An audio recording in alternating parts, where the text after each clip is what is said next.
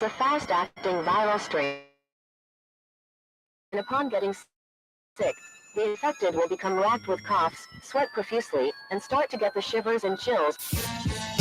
There he is, the legend. The man, the myth, the legend. Yeah. You can't literally run a promotion just for the AEW, what do they call them, sickos? Thank you very much, TikTok and AEW. See you tonight. Tony Khan started telling people there's no such thing as long-term booking anymore. It's week to week. The best guys, Tony Khan. We just secured the bag. It's not like I tried to be a character. It was just sort of happened naturally. But it was never something I intended. It was just something that happened because the wrestlers asked me to do things in matches, and I do them.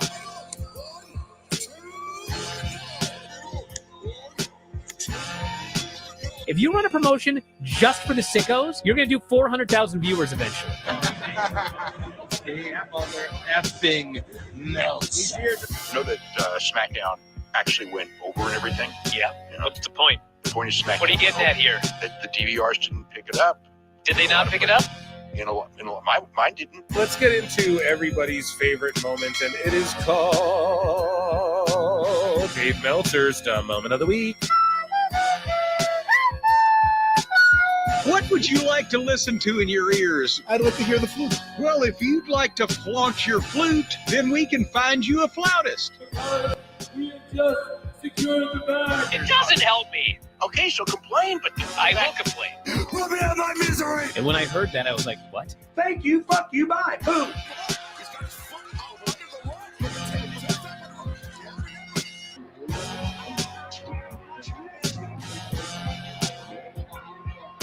You gotta run a promotion for everybody. The sickos can be the ones that buy tickets first and spend the most money on the merchandise. Because we just secured the bag. But like, you gotta promote for everybody. Then you'll have a lot of viewers. I think we proved a lot of so-called experts. We made them look like idiots. We're not going anywhere. Tony Khan's not going anywhere. You'll also be there on TNT. You'll be in 2 places at once. You'll be around my favorite movie. SmackDown. It's so great, Pittsburgh. It's not like I tried to be a character. It sort of happened naturally. the best guys, Tony Khan. To keep themselves safe. So, hairline. I have Paul London imitating Aubrey Edwards. You want to watch that video? You want to watch that? It sounds funny. Like, I don't know. Those words strung together sound hilarious to me. So, let's get into this and see if it'll pop us or something. I popped us already. We're already popped. Okay, so here on X, formerly known as Twitter, still known as Twitter to many, we have Paul London imitating Aubrey Edwards. And he's here with James here. I don't know who that is. Renee Dupree, shout him out. And Ace Darling. That's a fucking throwback. Ace Darling. I think he did dark matches for like ECW and WWF back in the day, but never really made it. But shout out all you guys. Shout out Paul London. Here is Paul London imitating Aubrey Edwards. Shout out Cafe du Renee Dupree. Yeah, she's like, you don't recognize me, do you? Right. Or something like that. She's like, I'm only one of the most famous referees in professional wrestling. And he was like, oh, I don't really watch WWF anymore. Like, I haven't watched it. He's like, WWE? Please. I wrestle for I'm a referee for AEW. It's the newest shit. If you don't know it, then you need to go check it out. Oh no! Oh no! Oh no! And oh no! And then he was just like, Ooh, what's happening, ladies and gentlemen? Welcome to another eclectic edition of PWT Live Show. Yeah. I am your host, the infallible, the fanatical, the quite frank, and the frustrated today. Phil Marks. Yes, chat. Yes, we are here. As you can see, Phil Marks, bookmarks are in live and in effect. I'm going to plug my stuff real quick. YouTube.com/at Pro Wrestle Times. You already know. YouTube.com/ Pro Wrestle Clips. You already hear. And Patreon.com/ Pro Wrestle Times. I got like 3 videos coming for you next week on Patreon alone. So, yeah, and stay on the lookout for I did Hired or Fired last week with the AEW roster. I'm going to do Hired or Fired next week with the WWE roster. So as people file in, make sure you hit that like, yeah. And I hit the wrong sound there, but so don't botch like me and hit the down thumb. Make sure you hit the up thumb. Okay, it's important. Without further ado, though, joining us on the show, huge time this. Oh, sorry, I got to mute myself on this other end. Okay, so joining us on the show here with some breaking hot news, it is everyone's favorite. It's Hughezy. Hello.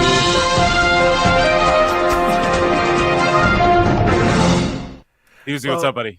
Well, I'm not really here. I'm allegedly here. Yeah, allegedly, right? Yeah. So make sure you guys hit the like button for Hughezy. Make sure you check out his channel, Hughezy Entertainment. And man, you've had some good stuff going on over there, dude. I I saw this video. I saw like, who are these podcasts covering? Like you and Aaron Imholt and that one guy. They're arguing back and forth. I don't know. That is such a legendary clip there, or whatever you want to call it. But yeah, I don't know. Just seeing you sit back while they're just want to rip each other's throats out, and Imholt's just, and then like WATP, they cover how he, Imholt just goes on his show and makes up a completely different version of what happened. It was amazing. So I don't know. It's awesome. That was the best thing that ever happened to me, because I'd more or less taken the year off from doing the podcast. Yeah. And I hope my audio is okay, by the way. It's great. It's great. And so I just did that episode, and I knew that the Aussie guy, whose real name is Dean, don't tell anyone, allegedly, was going to ask Aaron about his, podcast, private life stuff, but I had no idea that it was going to turn out the way it did, and it ended up being this enormous, massive success. So I took like 8 months off and came back with the biggest episode it had in about 5 years. Oh man, yeah, that popped me harder than Mike Tyson's ass last night. I tell you what, man. Did you watch Paul versus Tyson? No, I watched the build up to it, and it was just, when you and not to be a nerd, but I used to be an editor, and when you watch Mike Tyson's training videos, every shot in his training was like a second to 1.5 seconds long. Right. And I'm not saying, I could take Mike Tyson, but when you're showing that little footage of him doing stuff all in one time, it's kind of like, what are they covering up? And we could see that Tyson, he's still the greatest boxer ever, but he's almost 60. He's got sciatica that sometimes puts him in a wheelchair. He's got decades of alcohol, drug abuse, injuries. Like, it was that was a stupid fucking idea for a fight. Yeah, dude. He fucked Madonna. I mean, it doesn't get more dangerous than that. You know what I mean? He got Naomi Campbell back when. I don't know why I brought that up. I'd still bang Naomi Campbell. Oh man. Okay, so oh man, that's funny. So Hughezy, you hit me up. I hit you up actually, and hold on a second. Did you see Mike Tyson's ass? How about that? What was up with that? I mean, that was purposeful. No, Netflix knew what they were doing with that. Yeah, I think it may be more of a rib on Tyson's fault. But by the way, don't you find it strange that Netflix cancelled Norm Macdonald's show that he had there because he made a joke about special needs children? Yet they just give $20 million to Mike Tyson, who's a literal convicted grape eater, shall we say? Yep.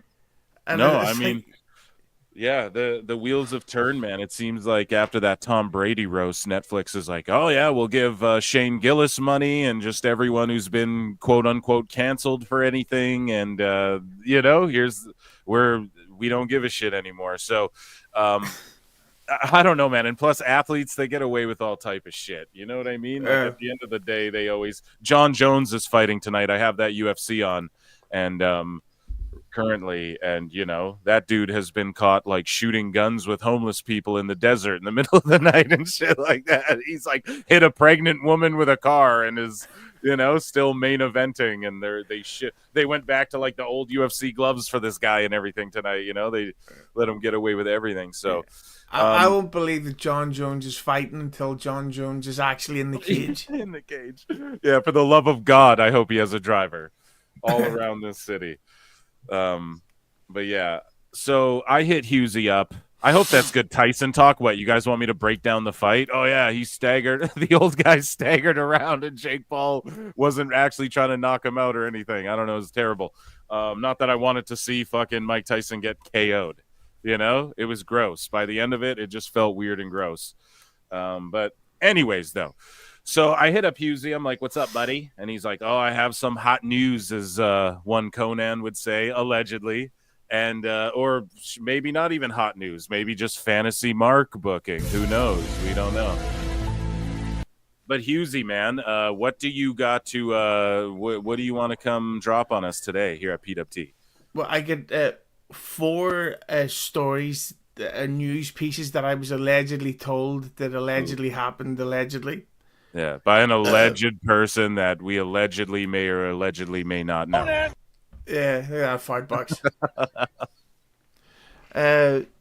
So allegedly, here's the first one: is Ricochet is really unhappy in AEW already, and allegedly he's been telling people that everything they promised him when he was coming in, apart from the big money, which means like he's not leaving while he's getting that type of money. Everything they promised him, they didn't do. He was told that allegedly, of course, Ospreay versus Ricochet was to be the main event of what's the name of their big show? All In? All In, yeah. That was supposed to main event the 2025 stadium show, and they were going to build that up for a year. They were going to push him as a top guy until then. And instead, he's exactly what he was doing in WWE, and they give away that match for free on TV to a tiny live audience and a very low TV viewership. And his whole thing is like, I could have stayed where I was and been used exactly the same way. So I think he kind of is allegedly feeling that he's been basically lied to. Yeah. Damn. So that is okay. So he got the money, obviously, because that's what Tony Khan does. He gives you the money.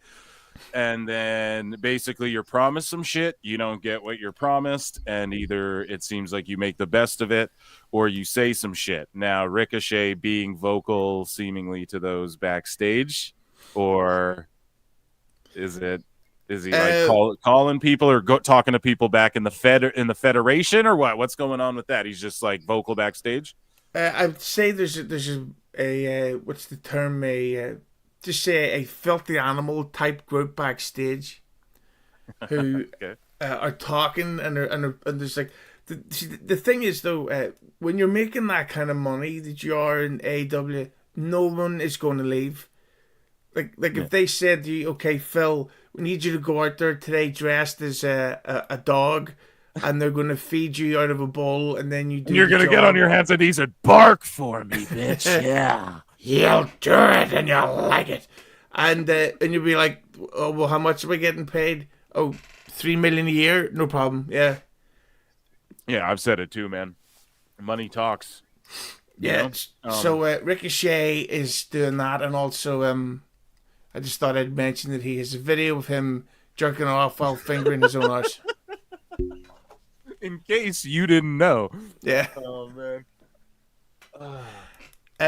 So I wonder if do you think Samantha Irvin, then, if you just had to predict, like, you think she's gonna pop up in AEW? I still say she will, even with that news, because like you and I just said a moment ago, the money talks, and if she can sing and not really be famous and make money or whatever shit she was talking about on Twitter, I think AEW is the place for her. Do you think we still see her show up, or do you think the information you just allegedly provided may allegedly keep her away from Tony Khan? Oh no, she's definitely coming in. That, like, I don't know if you heard this, but Tony Schiavone just extended his contract to a 5-year, multi-million per year deal. Yeah. So if he can get that, and she could easily get at least $1 million to be like Ricochet's own personal announcer. And I wouldn't blame her at all. No, it makes sense. So okay, well, that's awesome. That was good shit. What else do you want to bring here? Allegedly, what other things are you alleging here on Pro Wrestle Times live show? Well, everyone's always talking about AEW's profitability and their income and all this type of shit. Well, just recently there was 3 new big signings. MVP Lashley and Shelton Benjamin. Yep. Well, allegedly, their combined salary per year is $10 million. You what? Jesus. Yeah, like, it's just this is basically what AEW's become. If you don't get along with Triple H, and that's something else that I'm gonna allegedly mention in another story. Yes. You can leave a WWE, go to AEW, and get paid at least triple what you were making before. Mm-hmm. And it will happen. And they're not like fucking Buddy Murphy is on a multi-million-dollar deal. Brian Cage is on about $1 million a year. It's like, why? Daniel Garcia is getting $1 million a year. How the fuck is he earning this? Deserving it? Just to keep him away from Triple H, you know. So they're on a combined $10 million. Ricochet, or pardon me, not Ricochet. Will Ospreay is on, what is he getting, like $8 million over 8 years or something? Maybe I'm way off on the number, but you probably have more insight. Some of these guys, like Okada's coming in for $5 million. So in all honesty, like, Lashley could have probably milked Tony Khan out of more, but it was a whole like take us as a package deal. And he went for it, and their combined salaries are $10 million. So you got to think Lashley's getting probably the most of that. And he was getting $3 million a year in WWE, right, which is something in the next report. So he's got to be getting at least $3.5 to $4 million now. Jesus, man, that's good for him. Yeah. And then he's got way less dates even than he had in WWE, which wasn't a lot of dates. And he's going to basically be able to do whatever he wants. But man, they're putting up some bad numbers, and it's like, is it worth it? I don't think it is. But Tony Khan, for some reason, thinks just spending money is going to keep him in this game. And he's going to have to downsize quick, bro, or this is crazy. Like, so they just threw another $10 million a year at Hurt Business, and I don't know, dude. Dave's already talking shit about profitability. When they get to 250 million objectively at the end of Tony Khan, like objectively at the end of next year, they're gonna make 250 million. They'll be profitable, and it's just like he just threw another 10 million, and they had like fucking 1,800 people at the last show or whatever. This is one coming up. I don't know, man. That is insane. You had brought up, though, a moment ago about like Triple H and getting along with Triple H. So I've speculated for a while, little X-Files my way, allegedly, that when, Lashley and MVP were talents at the same time as Triple H and Shawn Michaels, and as in the Ruthless Aggression era with DX there, that maybe there was some heat backstage between them as like performers, right? Because at that time Triple H would have been politicking, learning the ropes from Vince, like basically getting in a position of power. And we know that Lashley and MVP are more Vince guys. And so Benjamin, who knows, right? There's funny stories about Benjamin and Vince. Yeah, tell Shelton Benjamin to listen up or whatever. It's not even Shelton. But that's just a funny story. Either way, they're more Vince guys, right? Triple H doesn't see the value in them. I think there's some like stuff stemming back from when they were all talent in the locker room together that now MVP saying like, yo, it's just a management thing. I don't want to be there if the management is this way. Give us some insight, Hughezy. What's your next report on that, and how does it tie into the last one? Well, this one sort of ties in that, of course, we just lost the greatest of all time, Baron Corbin. Yeah, the GOAT, retired Kurt Angle. Okay, greatest match that's ever existed. I actually stopped watching right after that match because like it's not going to get better than Corbin versus Angle. Well, the real reason why he's gone, allegedly, is that he was one of the Vince McMahon guys. So Corbin was on one of those. If anyone remembers, I was on before talking about Lashley's contract. When you're one of Vince McMahon's guys, you're going to get paid a lot of money. You're going to get a huge chunk of the merchandise sales. You're probably going to get a tour bus personally paid for by WWE. You're going to get a perfect contract. And the fact that with Corbin, he was one of Vince's guys, and he's getting this is episode 69. I want to hear 69 likes before I get to the next story. But so Corbin was getting paid a fortune, and WWE, now that Vince is gone, are basically like, this guy's on maybe a 7-figure contract. Mm-hmm. We are not using him. We have zero plans for him, to the point that he specifically isn't necessary on that type of salary. Uh-huh. So that's why Corbin's gone, and that's why there are other people who are Vince McMahon guys, like allegedly AJ Styles. Oh, shit.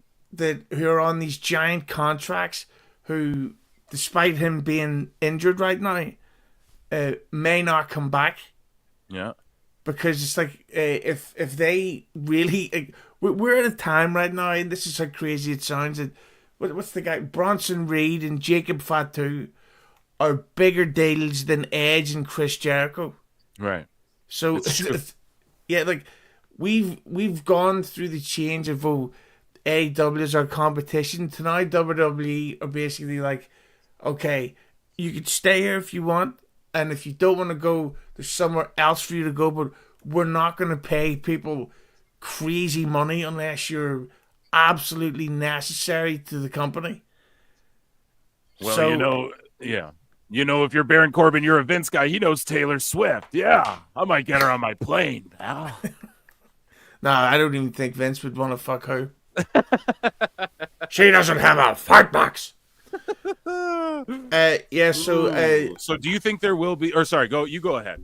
Yeah, so I think you're going to see either a lot of people restructure their contracts to stick around, or you're going to see a lot more Vince McMahon guys go. Like, I don't know about The Miz or R-Truth. They were both Vince guys, but they seem to be being used, but I don't know how much longer that'll go. Like, Miz is...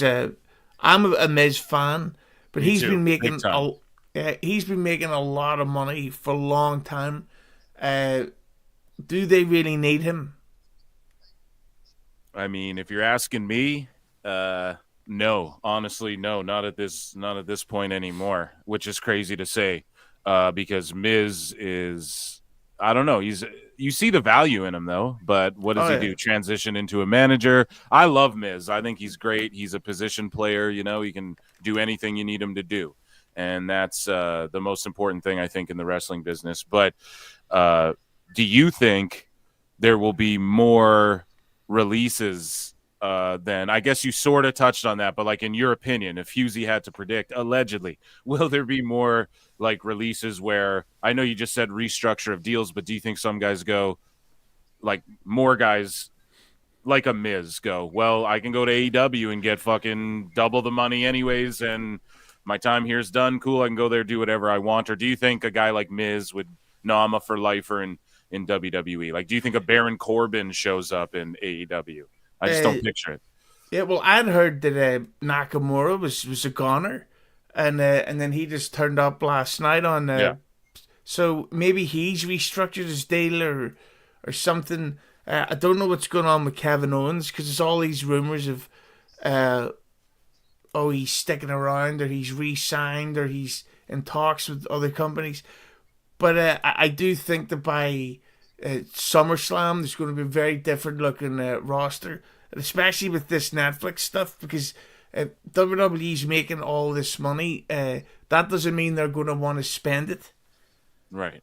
So you may see a shitload more people who are all elite by around WrestleMania time. And that's like only bad for Tony Khan. Like he's just gonna run his dad's. I mean, they don't give a shit because it's infinite money, but ultimately he's gonna overbloat his roster more than it is. Maybe he can keep parlaying this shit into TV deals, but yeah, I just don't think. I think some of these guys should really seriously look at what Nick Nemeth did, Dolph Ziggler, and consider like, hey, I'm gonna go to TNA instead, and maybe it's way less money, but we could actually do something here because what the fuck? I mean, I don't know.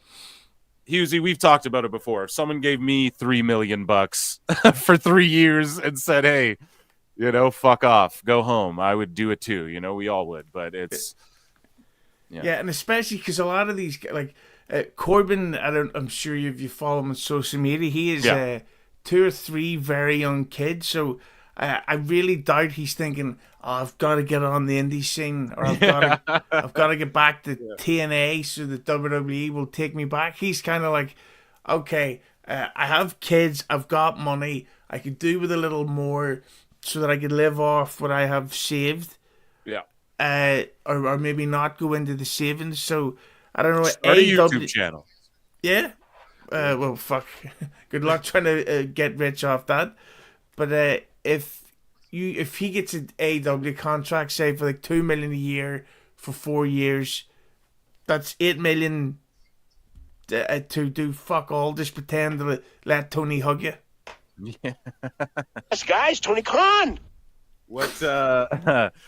What else you got for us, Hughezy? Was that the last one, or I think you said you had 4 or some shit? What else do you got for us, man? This is the last one. So apparently there was talks of doing this allegedly at the ECW show, NXT, of Ethan Page versus CM Punk. Ooh. And but apparently, as I'm sure everybody knows, Punk was very open about the Saudi shows years ago, calling it blood money. You're likely never going to see Punk at one of those shows, so that's why he's been kept off TV while this is, while the build to that show is on. Right. So that is still a match allegedly they're going to do, but I have heard that they want to save it for a special show. So I don't know if that means Ethan Page is going to be on the fucking Saturday Night Live, Saturday Night's main event, or WWE are going to save that for the next NXT versus AEW head-to-head. Yeah. Allegedly. Yeah, allegedly. They should do that. And I read, too, that like apparently Dave Meltzer said that WWE was trying to get the Hammerstein Ballroom, but they were denied of it because it was too close to when AEW was doing their show from the Hammerstein. But I don't know. We can't believe Dave at all. He's literally has zero. You have fucking more credibility. I have more credibility than Dave at this point. Yeah, I fucking, if they try to run the Hammerstein, Punk, Ethan Page, that could be phenomenal. And we were fantasy mark booking on this show, Ethan Page versus Punk. Like, that's how Punk GTSing him is how Page would just go, fuck it, I'm off NXT. I'm going to the main roster to see about this Punk fellow. And but yeah, you're totally right. No one really even talked about that, how Punk was, other than you right now on PWT. No one really, other than maybe on K100, but no one was talking about how Punk wouldn't go to Saudi. And that's why he's off TV. It just, everyone's like, oh, he's filming a horror movie or something, which maybe that aligned. But yeah, I didn't even think about that when he called that shit blood money and stuff before. So great point.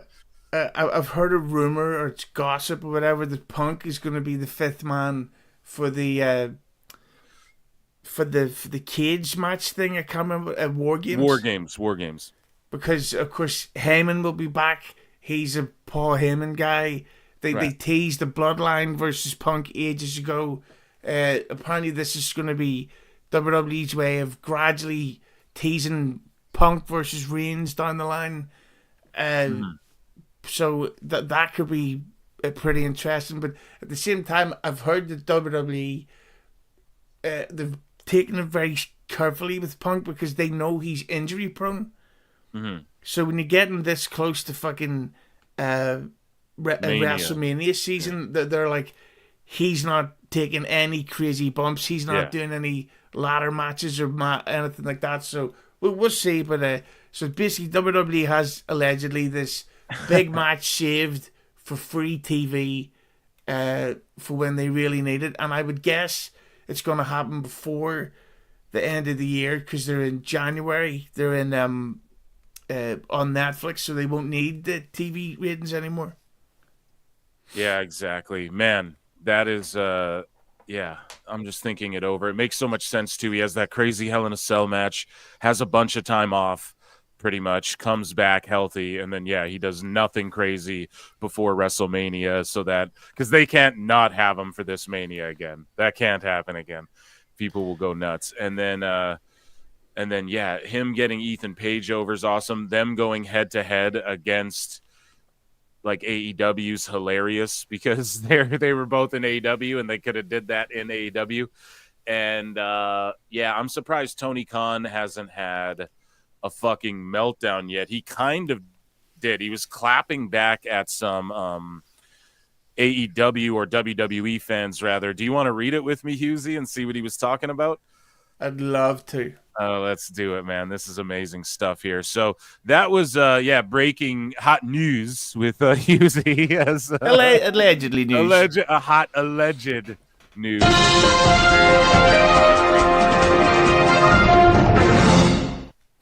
So I bookmarked it somewhere. Phil Marks, bookmarks. It's somewhere in here.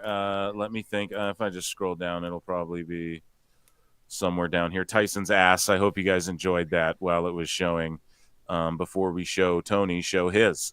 So a couple things that I found funny. So here's Tony Khan. He responds to, he tweets out, of course, he's like, tonight on TNT Drama, Saturday night AEW Collision, the world premiere of AEW November Rain music video debut. So now Tony's promoting like, we have Guns N' Roses. I leased this song and we made a compilation video like fucking Marks do on YouTube, and we're gonna air it on our episode tonight. The only thing at the end of this music video, it's Chris Jericho, and the funeral is for his credibility. It's crazy. So like Axl Rose will give him the rub. It'll be great. Can you imagine, by the way, how much money he spent to license November Rain? Well, look at what he's saying. He goes, yes, we will utilize the entire 8-minute and 56 classic track thanks to Guns N' Roses. See you tonight. So on Collision, 10 minutes of their fucking television time is just playing Guns N' Roses with AEW highlights to November Rain. I mean, and then you know what's going to happen? They're going to put it up on YouTube. They're going to get hit with a copyright strike, and no one's ever going to see it. And then we're going to meme it. We're going to meme the shit out of it when that happens. Oh my God, I hope it's in the AEW actual news, but I can't remember where the fuck I put it. Yeah, never mind. We'll just go into the wide open bookmarks. It's the easier way. But yeah, Tony Khan responds to someone who responds to this. He's like, for those who like boring, laugh, laugh. And then this guy, Tony Khan, responds and goes, Thank you for consistently replying within minutes to every single post I do with hilarious comments like this and then laughing at your own jokes for good measure. It's great. I don't know. What do you make of that? Him clapping back at the haters, Hughezy? I think that basically Tony has now got to the level where he has a level of who he's going to reply to. Like he's not going to reply to Cornette or Bischoff or anyone. But now he sees this handsome devil from Harvey from Beyond the Script podcast. He's like, oh yeah, well, my father gave me money to buy the rights to November Rain. Well, whoever he is, he blocked me, brother. Who do you think? Do you think there's going to be a bit where Tony Khan appears and does the guitar solo outside of an empty? Like Slash. Yeah, he comes out and he's called God. Piss. Yeah, he's by the already. way, cheap plug. I went to see Red One last week at the cinema. I went to see it in the IMAX, and I brought in 2 Guinness with me, and I loved it. Yeah, well, at least if you're pissed, it's tolerable. I hear it's shit. I'm still gonna watch it, but what do you think it is? Like, you enjoyed it? Was it actually shit, or is it like appropriate for kids, or what kind of movie is it? I'm curious. Well, that's the problem. It's basically it's a Christmas film for a whole new generation of kids. Like, if you've never seen a Christmas film before, you'll love it. But if the problem is, it's older people my age, like I'm 40 next month, who are fucking going, oh, it's crap, seen it all before. And it's like, yes, but we're not the demographic. It's for kids. Right. That being said, it is the fact that it costs $250 million is demented. So yeah, I don't know. I'm gonna check it out. I'll give you guys a fair and honest review of it. And I'll drink two pints myself, and then we'll be on equal playing ground there, and I'll get back to you how I feel about it. But at Awful Wrestling tweeted out Tony's other platform got 666 likes. Dynamite averaged 666K viewers this week. Online AEW fans have an average of 6.66 teeth. Something is up, folks. And yeah, I don't know.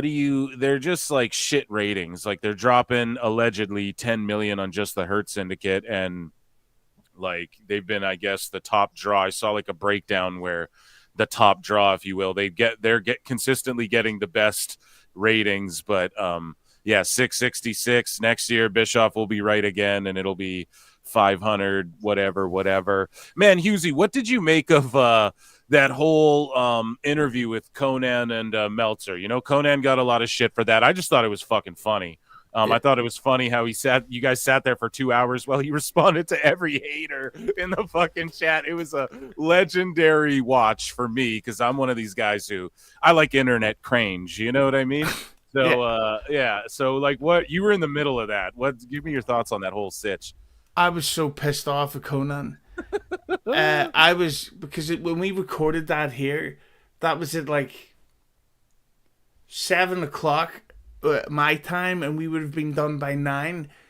And I was supposed to be going out that night to meet a lovely lady with big milkers and a lovely fart box.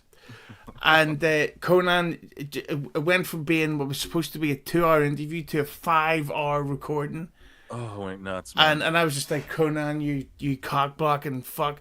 But I thought that overall, I loved the fact that Meltzer did it, and I loved the fact that it was great for the live streaming. But I just wish that people like Joe and Conan would ask a follow-up question. Like Meltzer would say something crazy like Triple H goes, I feel like Triple H is he's with his Dustin Hoffman voice. He's like, oh, I thought Triple H hasn't been booking very smartly lately. And then they don't go, what do you mean, Dave? Yeah, they just go over to the next question, and it's like, oh, come on. Yeah.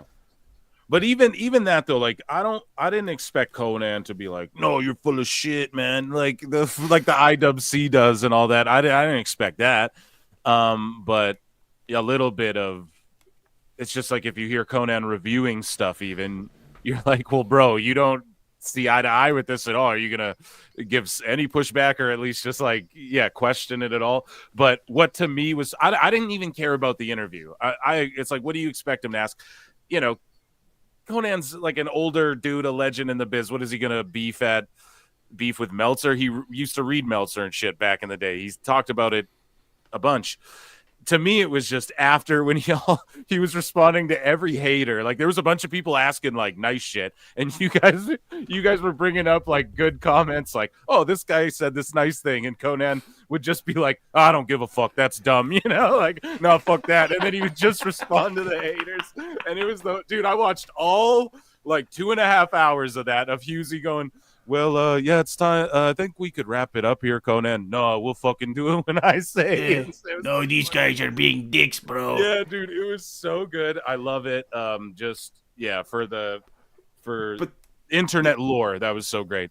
The thing is, and this is possibly a spoiler because it may not happen, but Conan said that it was possible is that in December maybe that a live stream guest on the show will be Triple H.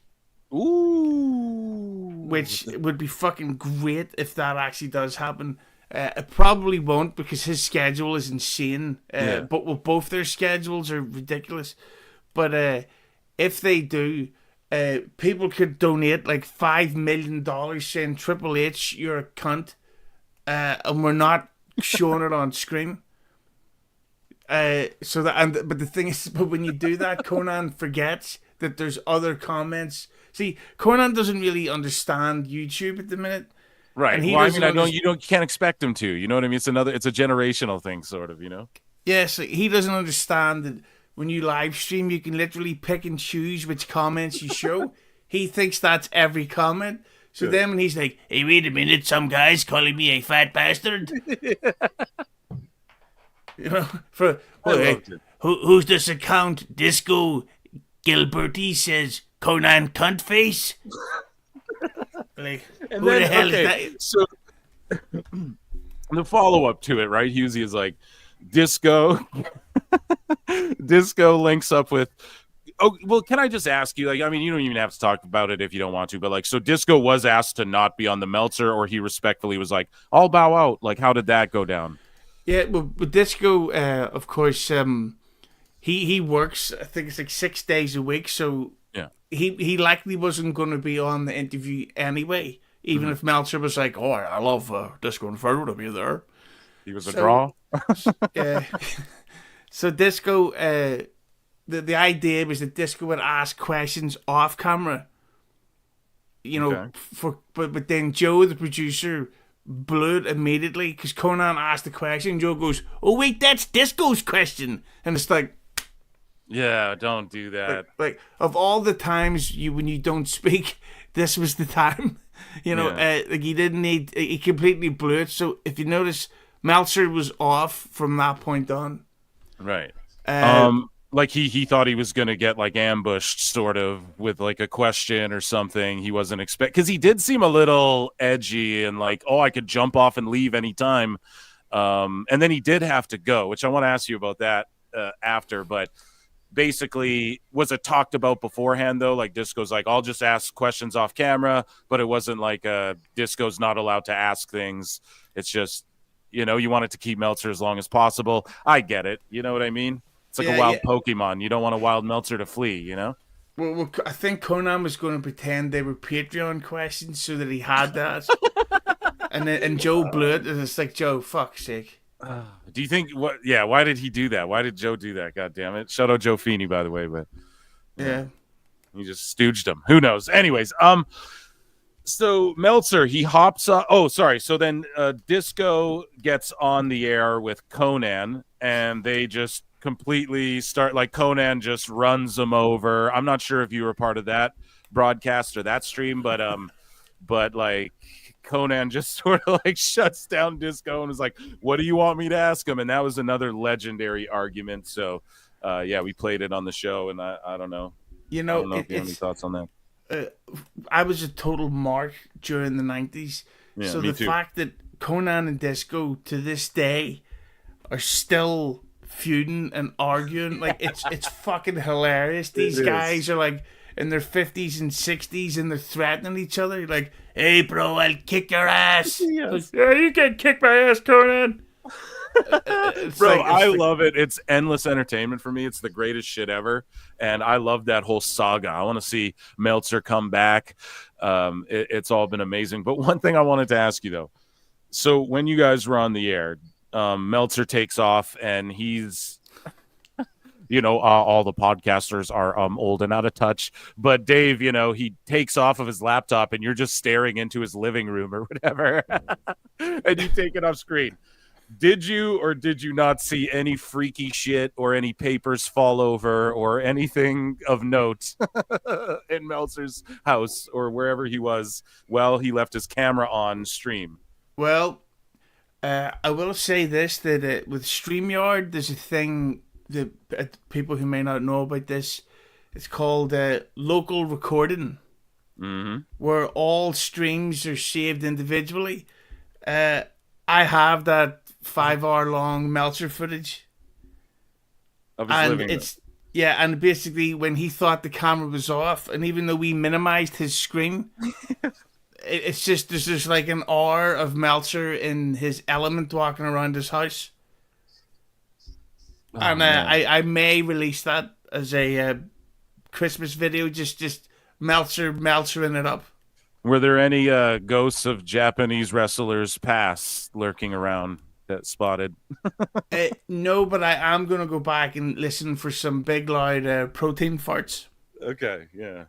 Or maybe I'll just add them in at editing. Yeah. I should do that. Dave Meltzer farts live on air.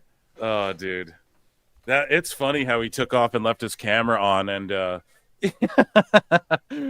thank God it was you, Hughezy, because if that was me, I mean, oh my God, I'd be auctioning that footage off, dude. That's hilarious. So here, I think I got some more. Hughezy, how long can you hang out with me today? I know it's like super late where you're at, no? Yeah, I was actually going to use that fart comment as my chance to sign off, because it's almost midnight here, and I'd like to jerk it a couple of times. Sounds good. Okay, ladies and gentlemen, check out Hughezy's YouTube channel. Follow him at the Hughezy on social media. One of the funniest, most underrated motherfuckers in all of X and YouTube and everything you do. I'm such a fan of, and I love when you pop on here. You're welcome anytime. Ladies and gentlemen, Hughezy. Oh, sorry. Go ahead. I would like to personally and publicly invite you to, in December, the great Francine is returning to the show. I'd like to invite, of course, Phil to that episode. I'm going to try to get Disco to come on for a Christmas episode, which you're also invited. And I'm also inviting you to a thing I want to do called Marking Around the Christmas Tree. And so far, it would be me, you, Duke Loves Wrestling. I don't know if you know that guy. Oh, yeah, you know that guy. Yeah, I know Duke. And maybe somebody else, and it won't be anything like, well, it'll be Marky, but we'll just be we'll be making fun of the news of the year, not anything particularly serious. And I'll probably be getting fucking drunk during it. So that sounds good. Me too, and that's what I do best. Thank you so much, ladies and gentlemen. Right there, you heard it here on the air. I'm going to be linking up with Hughezy a bunch and talking to Francine, mixing it up with Disco and marking around the Christmas tree and all that. So make sure you check out his channel, check out his socials. Hughezy, dude, thank you for coming on. I appreciate you so much, man. Round of applause for Hughezy. All right, it speaks in. We love you, bud. Okay, that was Hughezy, ladies and gentlemen. That's amazing whenever he can pop in and drop some alleged news on us, allegedly. Who knows? Might be true, might be not. You never know. We see how things play out here. So, how we doing, chat? Did you guys like that? That's how we start PWT live show Saturday night. I see like 165, 170 people watching. We're only at 50 likes. So you got to run those up to 100 if you want some more Phil Marks, bookmarks. And yeah, that was awesome. So what we're going to do here is we are going to review some pro wrestling. We're going to review some SmackDown, okay? And I'm just pulling up the results here. And we're going to do that. But I need you guys to run the likes up. I'm going to check in with chat really quick, right? Because we had to get that section off. And you heard it here first. Yeah, I'm going to be linking up with Disco, Francine, and yeah, just having fun with Hughezy over on his channel over and around the holidays. So yeah, just stay locked in to everything we are doing here. Let me see here. Conan, Evening Rabbit, indubitably. Nice. Yeah, that's not happening. Tony Khan would definitely donate $5 million to call Triple H. Yeah, dude. He called him a bald asshole for free. Exactly. Joe's a restart. We'll call Alan Thomas. I remember that he was having a bad couple of days back then. Bald assholes unite. Disco would beat. Okay, come on. Oh, come on now. That's not very fair. Julius Caesar to go that hard in the paint. Alan Thomas. The thought of Freaky Meltzer magazine scared the hell out of me. A Meltzer in the Wild. Dave's hole is the unforbidden door. Tony Schiavone. Okay, come on. Oh, come on now, Julius Caesar. You're coming in real hot on these wrestling legends tonight. No, that was awesome. That was a great little segment. And yeah, I appreciate the shit out of Hughezy just popping in to drop some hot news on us, some headlines. And as the title indicates, we already went over it, you know. Tony claps back. We got some Meltzer. I think we got a bit of news in every folder. Not an overwhelming amount in anything, just enough in each. Pause. I don't know if that's one. I don't know if it worked there. So yeah, that was fun to have Hughezy on there too, because damn, I was having like a rough day. I'm tired as shit. And yeah, I was just like grumpy, in a grumpy mood, but that cheered me right up. Amazing. So yeah, make sure you hit that like. I'm just kind of milking it a little bit, so you guys run those likes up. We're trying to get to 100, and then I don't ask, but I do want to review some WWE SmackDown. And we talked about it a little bit with Hughezy.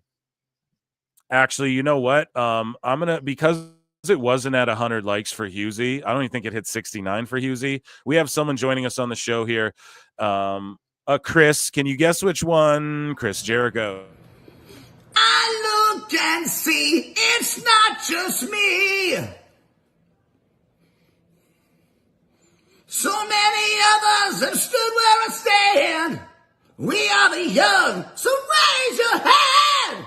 They call us problem child. We spent our lives on trial. We walk an endless mile. We are the youth gone wild. We stand and we won't fall. We're one and one for all. The writing's on the wall. We are the youth gone wild. Let me get wild. Yay!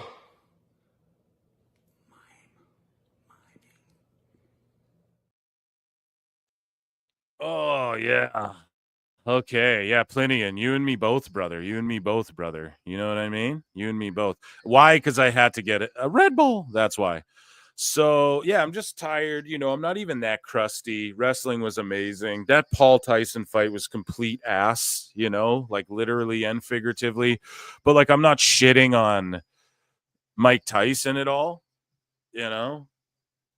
He's like an old dude, and the fact he did that was really cool. But, it just felt gross by the end of it. It was like, dude, he's just like stumbling around. He just didn't have it. He could close distance good for like the first couple rounds.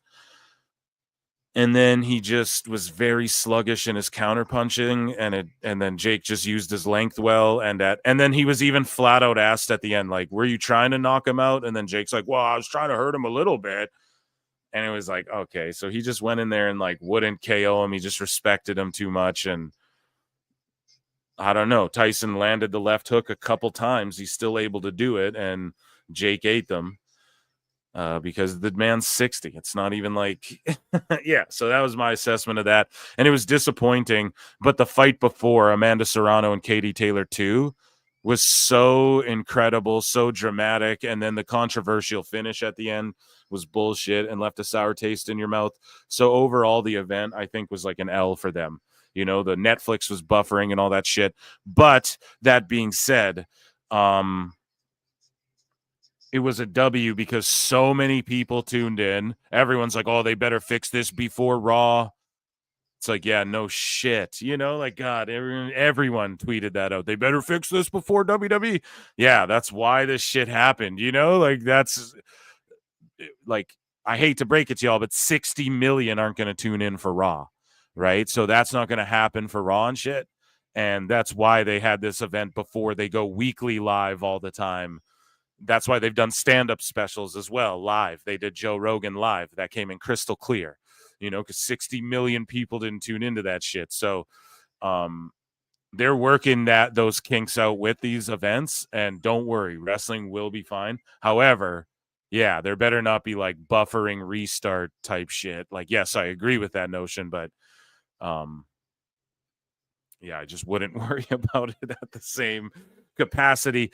That being said, though, the production and everything was nice. People are shitting on Morrow. They're like, oh, the other commentators don't get a chance to. Bro, it's Rosie Perez, who's a fucking actress, and it's Roy Jones Jr. And I'm not hating on either of them, but it's like they need Morrow to be colorful like that, in my opinion. Is he the greatest color commentator of all time? No, I'm not in that camp, but he's a great color commentator. And it brings back part of like what made Pride fun, and what I don't know. Morrow gets these jobs for a reason. He's not like this guy who just lucks his way into this shit. He is good, and he makes references that like younger people pop at. I know like old 40-year-olds don't. Sorry, old 40-year-old. I'm not shitting on people. This is me being I'm being what's the word? Flagrant for the show. The flagrant Phil here, okay, for the show, right? With the vernacular. But you guys like 40 and above, you guys don't get the little rapper puns he makes and shit. Okay, that's because right, the idea is you get people young so that they're with you for a long time. That's what these big ass corporations all try and do. They hook you young so that you're with them forever. And yeah, so that's why he's there. It makes sense. I get it. You might cringe. I'm sorry. It's not for you, not everything. That's why Roy Jones is there, to be like, well, that jab and that left cross is working really well for him. That's why he's there. Rosie Perez is there for women to be like, oh, I know Rosie Perez. I said that. I was like, Rosie Perez is on commentary. And my girl's like, she's like, I don't know who that is. And I'm like, yes, you do 100% when you hear her voice and see her. And then as soon as she saw her, oh, I know Rosie Perez. Exactly. That's why she's there. Yeah, so they had like Cedric the Entertainer doing like the he's like on the panel. It's like it was an entertainment, just people they're in business with and shit like that. And then Shaq announced with Gronk he's going to start a show, Shaq versus Gronk, and that was pretty funny. But that women's fight, Katie Taylor, Amanda Serrano, that was amazing. Both of their fights amazing. And now hopefully Katie Taylor can fight Chantel Cameron and really determine who the GOAT is. But yeah, let's review SmackDown, shall we? We're reviewing we just reviewed one worked card. No, it wasn't worked though. All the fights were actually pretty solid, but they were whatever. Overall, in the grand scheme of things, we wanted to see Tyson have a real life Rocky moment, and that's not going to happen. And Jake's never going to seriously fight anyone serious. Like the only guy he did, Tommy Fury, who's at his level experience and is just a guy who boxes all the time or isn't 60 like they're talking about Jake Paul and Canelo and Conor McGregor. He outweighs them tremendously. He's way bigger than them. And my girl was like, yo, this shit was gross. She's like, because Jake is so much bigger than fucking Tyson. She's like, why is he so much bigger than him? Like, how? And I'm like, they weigh the same. That's what's crazy. They actually weighed like similar, but of course Jake probably ate a bunch before he got on the scale to like make his weight. He probably came in the ring lighter than that, but yeah, it's just the size discrepancy of the guy. He chooses to fight older wrestlers. So, a 60-year-old man, it's just weird. So the only guy he ever fought that was his age, his level, his physical stature, beat him. So there you go. That's all you really need to know. And it's not even to knock Jake. He should just go to WWE or something, tag with Logan. I think that would work to tie it back to the Graps. You know what I mean? You with me, chat? You with me? I hope that was a good little breakdown of things. So SmackDown. Here's Bleacher Report. Last week, Roman Reigns, Sami Zayn, and the Usos reunited as the OG Bloodline. This week's show saw both teams make plans for the PLE, so they're trying to recruit their fifth dudes. The Machine Guns will take on the Street Profits, and we have women in the main event. So the show kicks off. Cody Rhodes comes out He's all fired up. He's about, Kevin Owens giving Randy the pile driver. He's calling out Kevin Owens, and Nick Aldis comes out, and the crowd kind of hot at Nick Aldis. Like, bro, you coming out here making excuses again for everybody? And so, Nick Aldis, he's like, I understand. And Cody's like, I understand you because you were a wrestler. You still are a wrestler. A little tease there. We might get some wrestle action between Nick Aldis and Adam Pearce down the line, which could be cool. And yeah, so basically Rhodes cuts like a really impassioned and really good promo, especially for him lately on this run. And he got out of Dodge. So commercial break. Bayley, B-Fab, and Candice LeRae fighting for a spot in the semifinals of this United States tournament. It's all SmackDown competitors, so Raw is going to have their own women's mid-card title, probably IC title. So Bayley, B-Fab, and Candice, it's like a triple threat, and Bayley gets the win, obviously. Later in the show, in case I skip over it, LeRae joins up with Tiffy and Nia. That's a faction. So they got rid of Indy. As Hughezy talked about before, you're going to see some of these people, I guess, laid off a little bit. Not saying Indy was a Vince girl. Yeah. But yeah, I think we're going to see, it won't be like big cuts like Vince would do ruthlessly, where it's like 20 people at once. Get rid of them all. Flush the evidence, pal.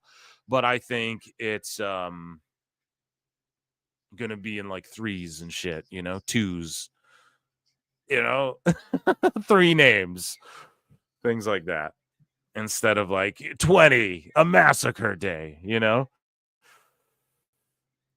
So, yeah, Aldis said the pile driver, man, they really got the pile driver thing over. He's like, because we want to be able to wrestle longer than 20 years or whatever, and it just fucking gets moves over, bro. That's how you get moves over, chat. AEW, Kyle Fletcher, no, just joking, I don't mean to call him out, but that's how you get moves over, right? You protect them. You don't overdo them so that they're fucking buried to death and they mean nothing. You protect them, and then they mean more, and then the story's hot, and then people want to come to the arena, and then people pop for the pile driver, and then people are, oh shit. Yeah, I don't know how people don't understand that. It's like what makes the tombstone or the RKO or even the one-winged angel. One guy understands it in AEW, it's Kenny Omega. And even that move, he'll get hit with it, then kick out of it, but when he hits someone with it, they can't escape it, What does he say? You cannot escape. When he does the flip, he's got to cut that shit out. But yeah, you got to protect the finish, man. And how do you protect the finish? Well, it's not just, once you hit the finish, it's done. It's not just that. It's don't hit moves that look cooler or undermine your finish before the finish as well. Does Chad understand what I'm saying? I think people should understand what I'm saying. I think the masses understand what I'm saying by that. And that's why WWE's white hot. They're protecting goddamn finishers such as the BFT. So LA Knight versus Berto. Now, I believe I'll just read Bleacher here. After Mia Yim helped B-Fab to tell off Chelsea Green and Niven. Yeah, they're like, you guys are going to split up eventually. This tournament, there can only be one winner. I think Chelsea and Niven do split up sooner or later. Santos Escobar comes out looking to challenge LA Knight. Yeah, who's cutting a pretty good promo. He cuts a pretty goddamn good promo, Chad. I don't know if you realize that. But we need Ethan Page on SmackDown now. That'll only him versus LA Knight. That's the program to run, right? Am I wrong on that, chat? Who else does he have? I would have loved Mike Bailey. We'll talk about it in a bit. Apparently he's going to AEW. He could have came in. I'm not saying shoehorn him to the main roster, but I don't know. You have access to Hammerstone and all these guys. I'm not shitting on Escobar. I know he's a dude that you've invested in for a while. And you don't just want here's LWO and here's evil LWO basically with Legato. But this feud ain't it. And I'm not shitting on either of these. You guys know I love LA Knight, but they need an opponent for him badly. They need...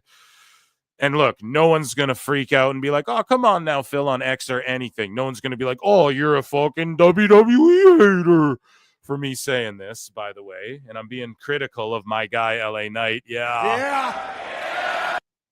But not even him. I'm not even critical of him, but this storyline is like, bruv, we got to get Orton and LA Knight feuding.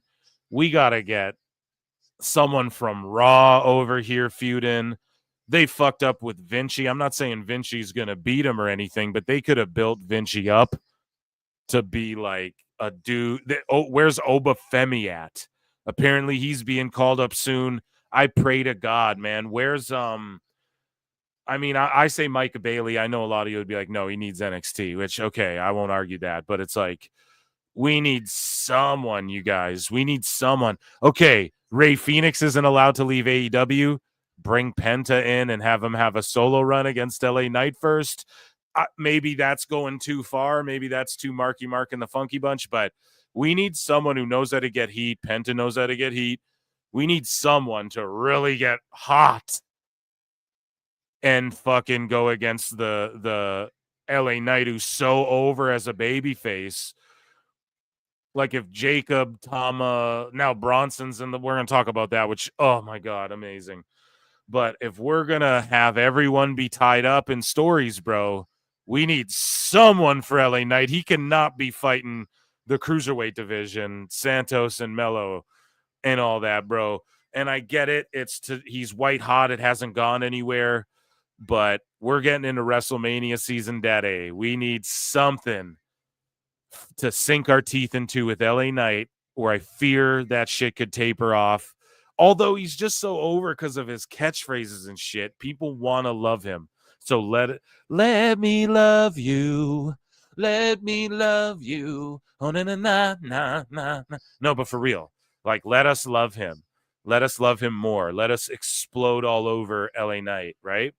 And we do that, pause, no Diddy, right? And we do that by, you got to give us like something, man. Someone for Nakamura, I guess, attacked him, right? And that's what we're going to talk about now. Hughezy was, and then after Nakamura, what happens though? Like, is Nakamura does he get the belt off LA Knight? Then they go on and feud more? Okay, I'm down if they can make this really compelling. But to me, I fear Nakamura is just a guy for him to beat after like a month or so. Now, I trust WWE and their goddamn booking. And maybe they're rewarding Nakamura, but Nakamura wins the U.S. title, okay. And then they hot potato it a bit, or, you know, Nakamura's up in age, so is LA Knight. Who are we investing in? There's got to be someone who's like next, who's like really hot. Like, get your hands on Alex Hammerstone. Get your hands on that Jake something guy. And, you know, just say like TNA, what'll it cost? And just, or Obafemi, I guess, too, could be the next up. But all I'm saying, Nakamura's hopefully the guy to do it. Okay. And you know how big of a Nakamura fan I am. And basically what happens is, I just skipped over a bunch there, but Berto gets challenged by Knight, and then Nakamura comes out, attacks Knight, and Berto, shout him out. I love Los Garza. That's what they're called now, right? I love them. They can do babyface or heel shit, and they got a look about them. They're serious. They have size for like luchadors, I guess. Maybe not Garza, but Berto does. And they're legit like second or third generation superstars, if you will. So whatever, decent match. He can sell his ass off. He's just there to help get LA Knight over. I'm okay with that. But Nakamura now, he comes out looking like a Naruto character. I love it. A different look. Now, if what Hughezy said is true, maybe this is WW allegedly, right? We don't know if like what he's hearing is even right. But allegedly, you know, Nakamura, let's say he did like renegotiate his deal and is like, hey, we're going to maybe get paid a little less. I do want to wrestle more, or whatever the deal is, whatever the renegotiation was. And maybe that this is their reward to him. Like, okay, yeah, you're going to go and feud with LA Knight. He needs someone anyways. Now, like, wasn't Nakamura on Raw as well? So, like, does the brand split matter? Are they going to keep the brand split in place? Who cares about the Crown Jewel Gunther versus Cody match if they don't even split up the brands? Anyways, I hope Raw in the new year means like a hard draft, a hard brand split. I do hope that, but I'm all down for Nakamura and LA Knight. Although I love both these guys, if they do this correctly, you could get like a Drew Punk thing out of this, where both guys come out stronger, regardless of who comes out like the victor. You know what I mean? In all of this, hey Victor, hey Thomas. So yeah, and then turning down Zayn's offer to be in WarGames. Yeah, so they're looking for the fifth man. Now we're going to debate the whole fifth man shit at the end of this. I'll actually put a poll in the chat right now as I bring onto the show who has been patiently waiting for a track to explode on. It is the one and only Alt Jake is here.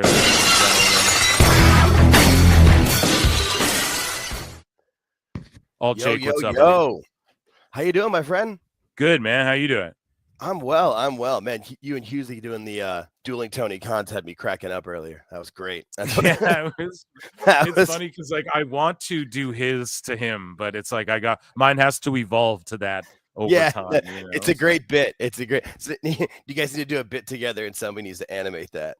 Like you could be Tony before when he first got started, and still like was clean shaven and looked like ready to go, and then Tony now just I'm Tony with his glasses on. Yeah. So guys, 76 likes. There's 180. I saw 188 or 190 across both channels. Guys, run the goddamn likes up to 100, man. What are we doing here, B? What? Get them up to 100, please and thank you. Before this before this review is done for Alt Jake. You fucking mark. Okay, so haters gonna hate, man. What can you do? So I was talking about SmackDown. I was talking about basically LA Knight and how he needs opponents, and how I was going to put a poll in the chat. And as they run the likes up here, I'm going to start a poll about who is going to be the fifth man. Who is the fifth man for the Bloodline? Chat's going to let me know. We're going to talk about, I'll get your prediction in a minute here, all Jake. But yeah, I just want to throw this up in the chat for the OG Bloodline, by the way, because we know who the fifth man is for the Floodline. And I see people calling it the Floodline on X and shit now, which is amazing. Like, I love that so much. So we will put a emoji in there. And there's a few options. So we have Seth Franklin Rollins, right? That's one option. We have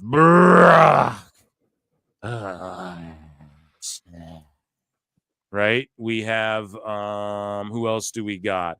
We have CM Punk is one name everyone's throwing out there. A large poll, the largest poll ever in the chat. Pause chat. Who else? We could maybe get a Lance Anoa'i, who is signed to and I believe I'm spelling this correctly as well. Anoa'i, who is signed to NXT, folks. So, and I apologize if I didn't spell that correctly. I believe I did, though. Poll in the chat. You guys vote. Seth Rollins, Brock Lesnar, CM Punk, or Lance Anoa'i. Who do you think is the fifth man for the OG Bloodline as we continue this review? So, Motor City Machine Guns took on the Street Profits. Now, I tweeted out, and I didn't know if this was pre-taped or not. I was like, yo, we see Dawkins attack Ford like out of nowhere after they barely lose the match or whatever. And totally just forgetting the fact that, oh yeah, Ciampa's been doing that already with DIY. So I completely ducked out, and Ciampa like turns heel. Well, they say turn heel, but he like pushed Gargano, but I don't think that's what's fully going to happen. I think they're trying to swerve everyone, and they have everyone thinking that Gargano is like going to be feuding with Ciampa, but that's not what's going to happen. I think Gargano is going to join Ciampa and like be evil with him against the Machine Guns, and we're going to get like hot heel DIY who are willing to like do whatever it takes, you know, outside the ring, career-ending DDTs and all that shit Gargano was doing in NXT and that, and we'll get Machine Guns really feuding, and then you can break the Street Profits up or keep them together because you need another babyface team, but they can't just be the underneath team, man. They got to break up. I think it's time. And I think you get Dawkins as the bad guy. And because everyone expects Ford, I think, to be that guy who turns heel. So I think you get Dawkins to actually go heel and be like and then I don't know if you have him beat Montez. You could have Montez overcome him, but then I don't know. You got Dawkins as a heel on the show. Maybe I'm off on that, but I just don't see like Montez right now being turned heel and getting a monster run. Or like one of them's got to be built up, or both of them to be a threat for this U.S. title if they're going to stay on SmackDown or whatever. I don't know. We're fantasy mark booking here, but yeah, Ciampa sort of turns I think that's the big story, is that they're making you think that Ciampa is going to turn on Gargano and do that whole NXT storyline, which they can do eventually. But I think it's better now to have Johnny turn with him and then have banger matches with the Machine Guns. That'll be fun. And a hot heel team. Like, that's what we need. Yeah, exactly. So then the Floodline come out. It's a big brawl. Amazing shit, dude. I don't even know what to say. That was fun. There's just this crazy ass brawl going down. You know, we see the Usos and the GODs throwing down back and forth. Amazing shit. We see Zayn about to get hit for a spike. Roman Spears solo. Zayn and Roman are on the same page. The Bloodline United are super strong. And then basically it happens, man. A big, giant Samoan motherfucker comes out of nowhere. And we all should have seen it, because if you think about it, WWE can just pitch Bronson Reed as like, bro, he's a Samoan. Like, they could just call him, this is their boy, you know, like he don't even got to be related. Or they could say he's a distant cousin or whatever they want to say. But he is of Samoan descendants. And it's like, he's a guy that Reed went from like having triple threats with like Akira Tozawa and Ricochet and Nakamura and shit every week. And we were like, who cares?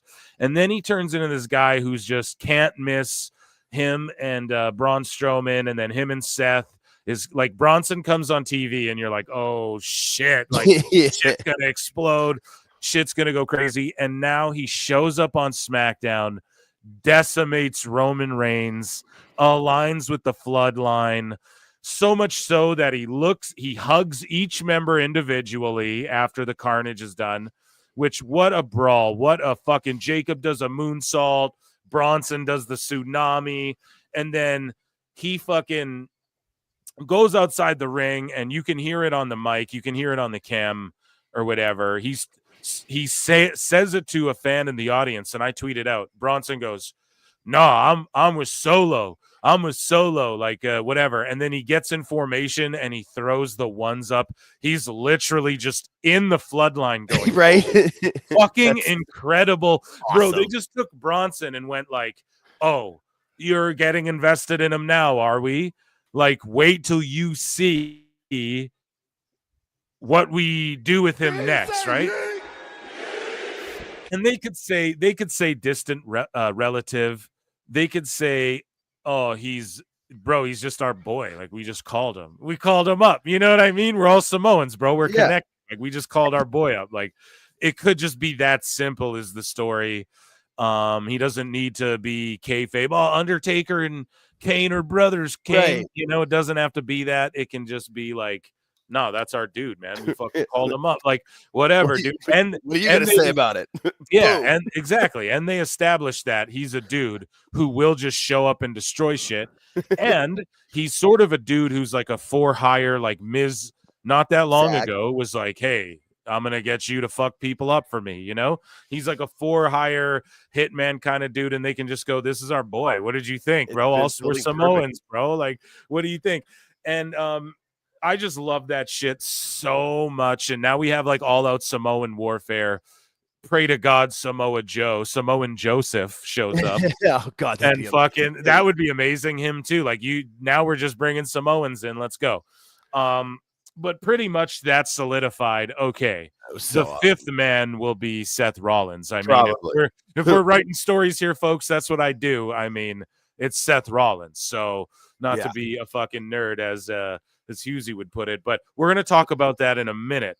So that whole segment though was like an A++.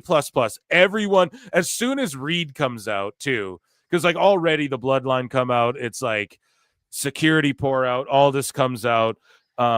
And they want to break shit up, but more so like on Raw too, we see it like when Reed is out there, like it's high alert. You know, they're on red alert for this dude. So he comes out, starts destroying Roman, and it was just crazy. Just all the people out there breaking shit up and just how they make it feel real. I don't know. I love it. And then him joining the Floodline. Ooh, chaos. Dude, I know some people don't like it. I'm going to check in with Chad after this review. And I know a lot of you guys are like, no, it's too much and all that, but it's not, man. It makes so much goddamn sense. And it makes more sense than like Zilla and Hikuleo right now. Or maybe not. Maybe you might argue, well, no, they just brought the Tongans in, blah, blah, blah. But to me, goddamn it, like Seth and Roman are family.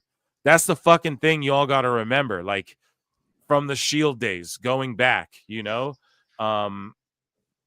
they've always considered, like when Roman announced the leukemia thing, Rollins helped him. Yeah. Now I know like Rollins also like fucked Roman in the Mania, but that's what families do, man. They fight, they love, they fight the hardest. They love the hardest.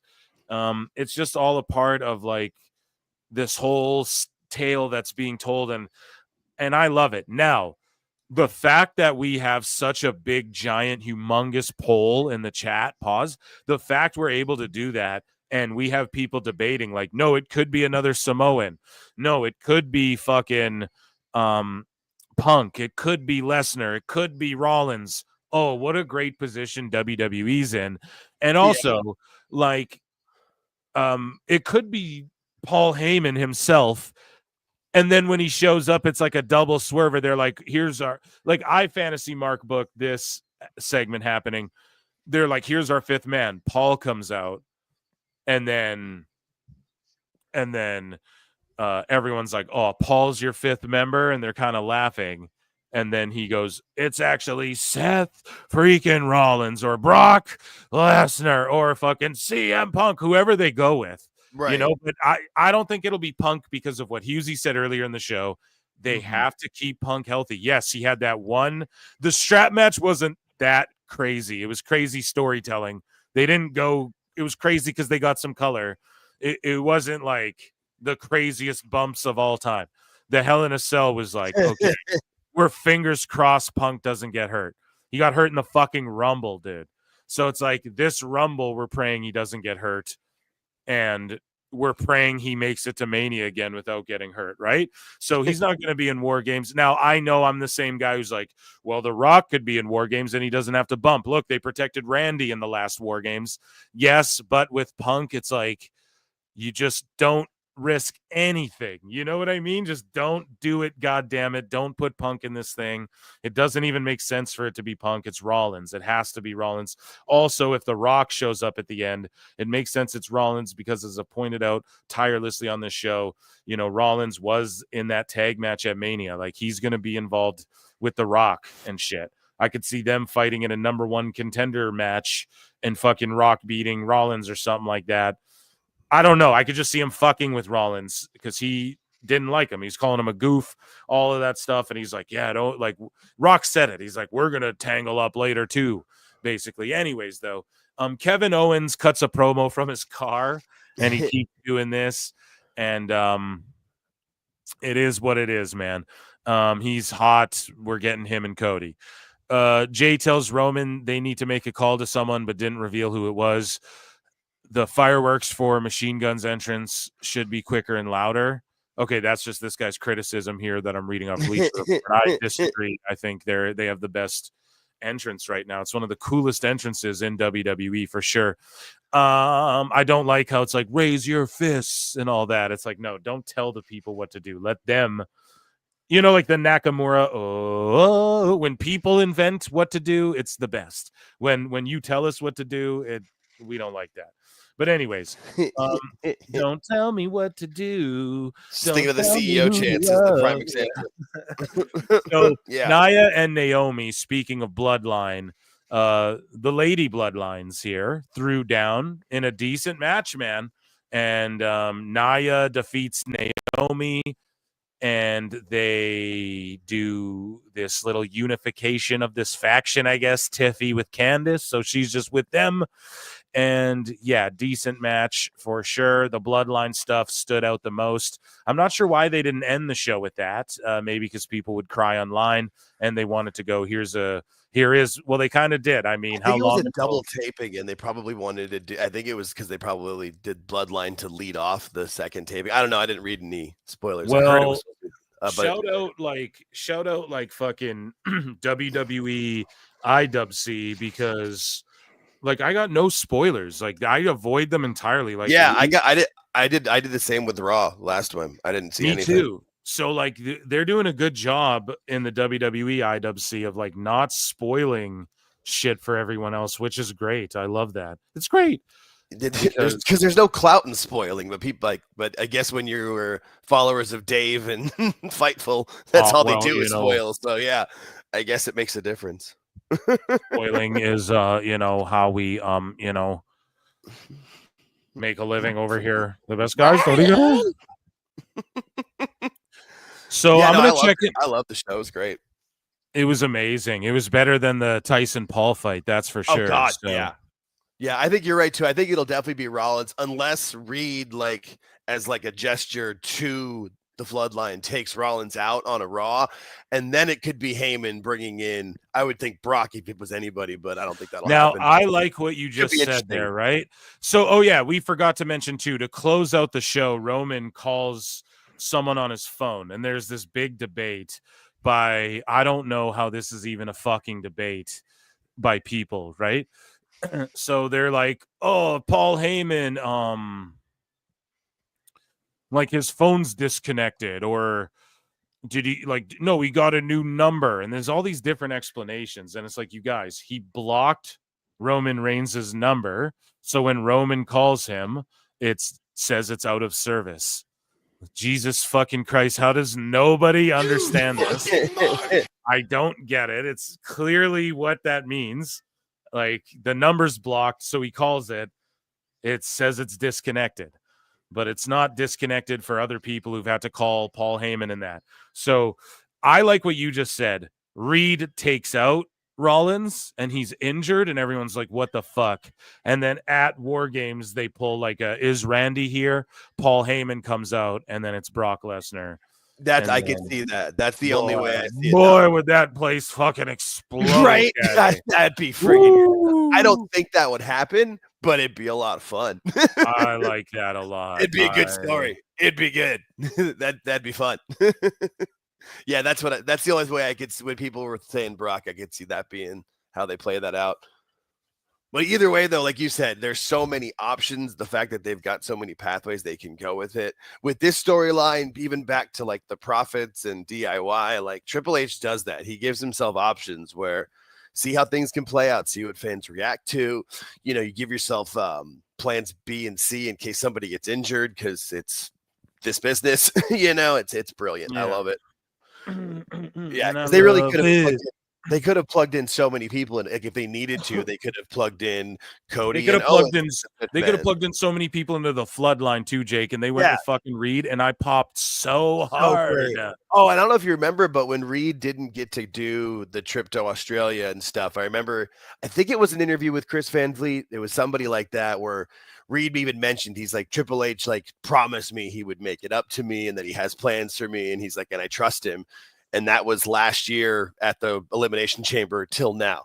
I think he made up on those plans. I think he treated him well. Like, Triple H is a man of his word. Like, that's awesome to see how he turned that man's career from being third wheel in an Intercontinental feud to being in being in the main event at WarGames. So Like, if you guys are watching UFC, let's dive into Phil Marks book. If you guys are watching UFC, okay, we saw enough of Tyson's ass. My ass. Here's the card. We're not going to talk about like UFC 309 overly. I'll just talk about the three main fights. Bo Nickel, I think, gets it done over Craig. Although Craig is that guy who comes in and fucks your night up. Oliveira, I think, beats Chandler. I think Jones gets it done over Miocic. And right now, Mickey Gall, the guy who fought CM Punk for CM Punk's first UFC fight and whooped him, just got brutally KO'd. His record's 7-7 now, and he should retire, in my opinion. So there you go. That's UFC hot news tonight, okay? Just so you got, I don't know. There you go. The UFC minute. I like it. Right. So let's get into we talked about Red One with Hughezy. We'll skip over that one here. Let's go down. I got two hot newses. So Sports Illustrated gives us an update on Freddie Prinze Jr.'s wrestling promotion. The actor said he's spoken with multiple networks and streaming services for a potential new promotion. And he said on Wrestling with Freddie, he has had meetings with WBD and Vice TV. Well, Bud, Vice is like going, like, didn't they just go super bankrupt? And the way I heard is that was the print and media side of it and not the TV, which is why I know, but how long till it follows exactly suit? I'm just gonna say, like, so the right pocket has money and the left one doesn't. Eventually it's gonna, and they got rid of Darkseid, didn't they? No, actually Cornette in the most recent pod said he was just filmed for an episode about I think the feud between Bruiser and Bruiser and the Sheik, Indianapolis and Detroit. That's fucking awesome. Yeah, so, he let that slip in the most recent pod. I was like, oh yes, thank you. More of that, please. So Freddie Prinze says, we went to Warner Discovery, which was like the worst meeting that I had out of all of them. They basically just wanted me to do a reality show by the end of the pitch. See, this is how it works in Hollywood, folks. It's like, yeah, you do this, and then we'll do this, whatever wrestling thing for you. Also, like, if you notice, Freddie Prinze is doing I Know What You Did Last Summer 3 or whatever the fuck. He's coming back for a new one. He's doing like some of those B-level Christmas movies for Netflix and shit, and that's literally to grind cash to do this wrestling federation he's got in mind. And he was talking about this back when like Bray Wyatt and Karrion Kross were free agents and shit. Now it's like, well, I hope he does start a fed, because some of these people, man, we were talking about it with Hughezy, like, you're giving Herd Syndicate 10 million. NXT's beating them in the fucking ratings. Like, we need to figure this out here. So anyways, though, Prinze says it was not a good meeting. I must have failed at some point in the pitch because they were not interested in what I was saying. I gave the same pitch to everyone else. It was the only place that didn't work. So yeah, Warner Discovery, they don't want this. They're in bed with AEW anyways. And they're punching there anyway. As we've seen, Zaslav's if Zaslav's the head of the snake, the rest of the snake's an idiot. Yeah, you know, LBD over there, WBL over there. And I also pitched, what was it? Vice. Yeah, Vice TV.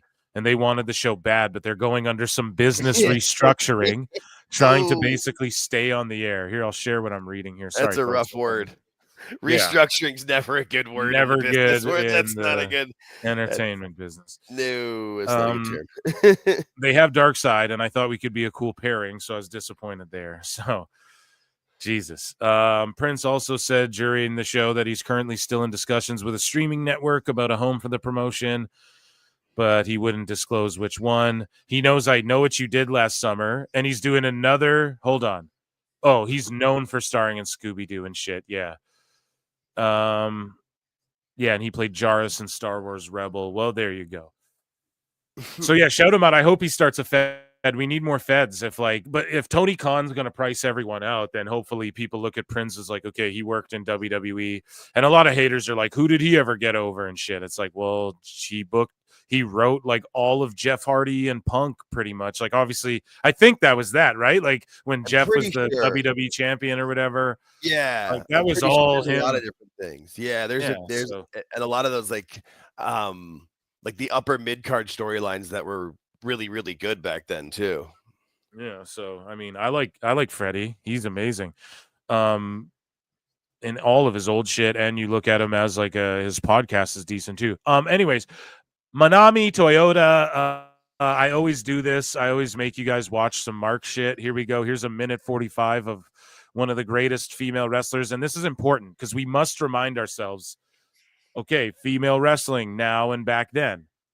You know what happened where there was all these years, the diva era, where you know what happened. And now it's kind of coming back. And also, like, look at how these ladies work compared to some of these AEW cats. Again, no shots at the roster, but just, I don't know, man.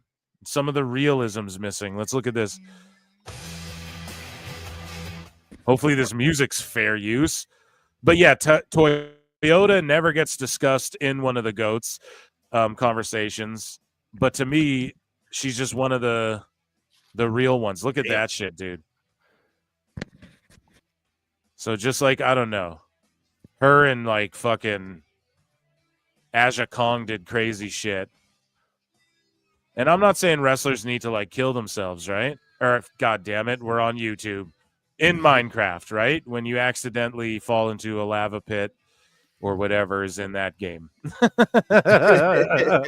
However you know.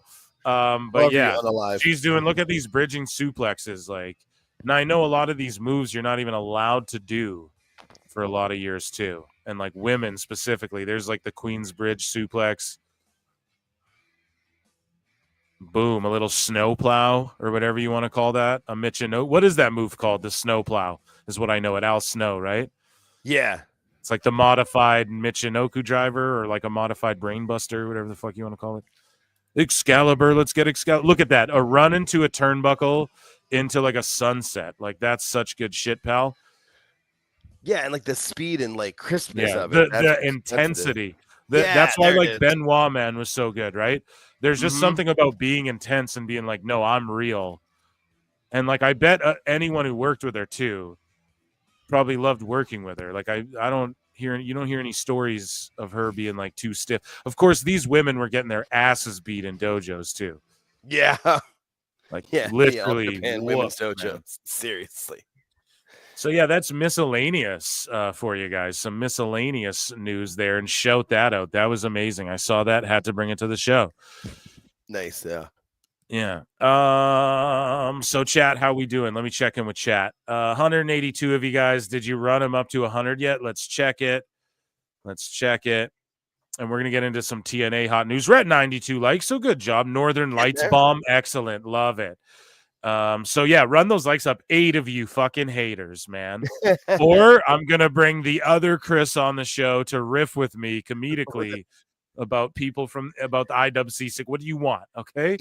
You're gonna let him go about Mercedes. You're just gonna tell me what you think about Mercedes. Let him go. Look at right here, man. Alan Thomas goes, wow, this does look better than 75% of modern wrestling. It does. Yeah, dude. Like, that's why some of this shit, man, I bring a little bit of it. I brought Mustafa Ali and Myron Reed, right? I'm a fan, man. Though, like, Myron Reed's a dude where it's like, bro, NXT. Like, he'd kill it there, dude. He has it. He has everything you need and size too. And he can do all that crazy shit. And he can really wrestle. Not to say like the crazy shit isn't really wrestling, but you know, and like Myron's innovative. Like, he does shit that people steal. MJF stole his over the top rope cutter. We talked about it here. Myron Reed was on PWT. He's in the goddamn Rascals. Okay. These are guys we need to keep a fucking eye on. And I'm going to bring matches like that to the show. Yes, I'm Phil the Shill right now for the Rascals. Okay. But anyways, Speedball Mike Bailey. Speaking of, you know, Myron Reed's been in TNA. Okay. Speaking of NXT as well. So Speedball Mike Bailey has been removed from TNA's official roster page. He looks to be a free agent after dropping his X Division title. Now, we'll follow up on this later because apparently he is AEW bound We'll follow up on this later, however. But yes, Mike Bailey, the Canadian, is no longer in TNA. I thought this was hilarious. Please don't Don Steven us, TNA. Let's watch this clip. I'll keep it small screen, so hopefully we can get away with it. And here's just a hilarious. This popped me so hard from Impact here. Oh, yeah. You may have beaten me at Bound for Glory, but I don't need a trophy to prove that I can beat your ass. Swear? He swore. And then just him telling on him, you can't swear. He swore. Impact That's is so much hilarious. fun. Oh, Impact yeah, is dude. entertaining, man. TNA's cooking right now, dude. It's so much more entertaining than Dynamite. Like, oh my God. So speaking of Dynamite, let's get into some AEW news. We need those 100 likes for the AEW hot news. No, people knew Punk was off TV because of Saudi K. Well, I didn't see it, and literally Walter Spencer, I fucking scowl the IWC, and I didn't see many people saying that. So maybe my bubble was just not on with the shits. But yeah, Hughezy brought it to the show, so we're all informed on that. And yeah, thanks, bud. You know what I mean? I didn't even think about that. It didn't even enter my goddamn mind, believe it or not. I just thought, because he's like starring in a horror movie or whatever. So I was like, oh, he's just going to go film for 2 months. And, you know, it literally, but that's probably a mix of both. It's probably like he's doing that and fucking the Saudi thing. And they worked the schedule out. Like it worked out for everybody. So that's usually how it goes in wrestling too. So awesome shit. I'm glad that was the case. And if people don't want to do the Saudi shows, good on them, you know? Probably makes it easier to book too, because then especially now, it's not like any other. The shows are plenty stacked. They're okay. Yeah. Good. Yeah, point. Reed and Javon, yes, absolutely. Reed, though, I'd say is like Javon's a little green still, you know, and it's okay. But I'd say Myron's like ahead of that. He could be like fucking for real, and I'm not just like saying this. He could be like the guy in NXT, like the main dude in NXT. Like up there for the title, challenging in and around him and Wesley got history too. That could be a feud. They could even team up as heels. You know what I mean? And then you bring in Trey Miguel and Wentz again from TNA, and they have 2-on-2. Let's go. That's Rascal's family right there. Familia. Let's go. Yeah, they could attack Trick. They could attack Trick, and that could be a part of a way of bringing him Whatever, in. man. There you go. Let's bring him in. Let's bring Myron in, man. But he's doing great shows like everywhere. We just saw him wrestle Ali. He wrestles all the big names. Like Reed's wrestling all the names on the indies. You know, his matches are the ones you got to tune into. So I don't know. WWE ID program too, man. All I'm saying, you know, you already had the Rascals on TV. There's one more out there. Let's get him in. Anyways, enough shilling. Fill the shill for my guy. Okay. Over to Dynamite. So we talked about it. I did a little member show there, and I'll clip out from the member show where we covered this, and I'll drop it maybe tomorrow morning or Monday. But we talked about like the fallout from one of the worst Dynamites ever. Now, maybe the ratings didn't reflect that. 666. Satan, I am complete. But like, yeah. So, you know, Tony Khan booked a terrible show. It was just unanimous. I saw people who were like typically all over AEW's nuts, man, and they were like, what a bad Dynamite. Some people were shilling for it. The 666 rating, I mean, I said 630 or below, but no, they bounced back decently. However, like 666 now, like how many years in a row is Bischoff going to be right? Next year, it's going to be 5. The year after, it's going to be 4. Like, it's just what's happening slowly. And shows like this are why. Again, I don't want to put it on the talent. Like we're talking like Bullet Club Gold are out there having a tag match. I'm not trying to shit on them, but no one gives a fuck about them, and that's not a good thing. No one cares about Juice and Jay White. What the fuck, man? Like no one cares about like no one cares about like Hurt Business, bro. No one really cares. Now I know 600,000 people do, but it is what it is. One hilarious moment was Moxley's cutting his promo. So we didn't cover this on the clip that I'm going to clip out and you guys will see, but members saw it. We reacted to sort of like the IWC, their reactions. And right now, here's a couple little botches from the actual episode. If we get Don Stevens, I'll clip this out. I'll throw this up on Patreon, patreon.com/prowrestletimes. And we got 3 Patreon videos dropping this week. So holla at your boy. But yeah, someone yells at Mox, go back to Roman. Just listen to this.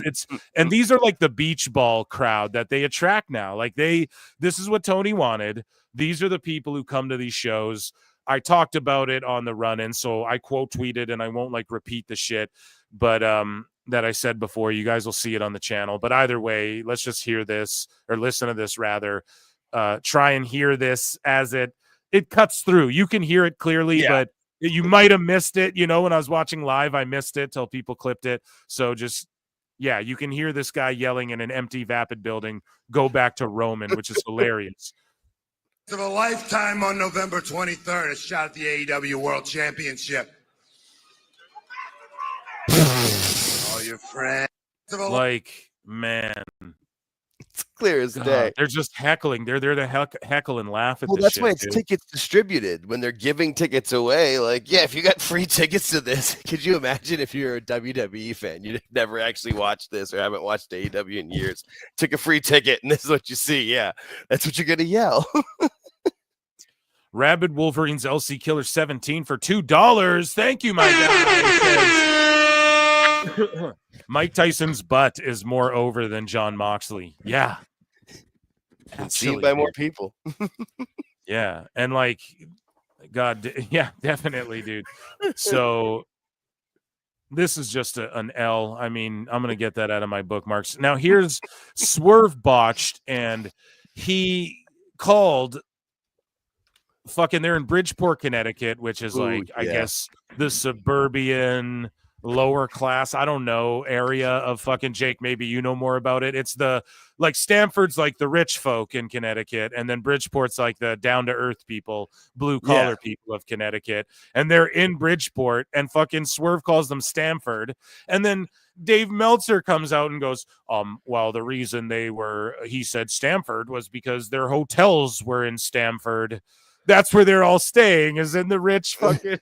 So Tony Khan's got them staying in some ballin' ass 4 seasons, fucking 5-star, hotel or whatever. Chocolate on the pillow, and mini bar in the fridge. Tony covered the mini bar. It's worked into the contract. Any hotel expenses on Tony's dime, and he's got them set up there. And Swerve is just living the life. Hey, he's fucking just balling out of control, and he's calling Bridgeport Stamford. So they booed his ass. Apparently, Tony Khan came out to address the crowd as well, like off the air, and they booed his ass.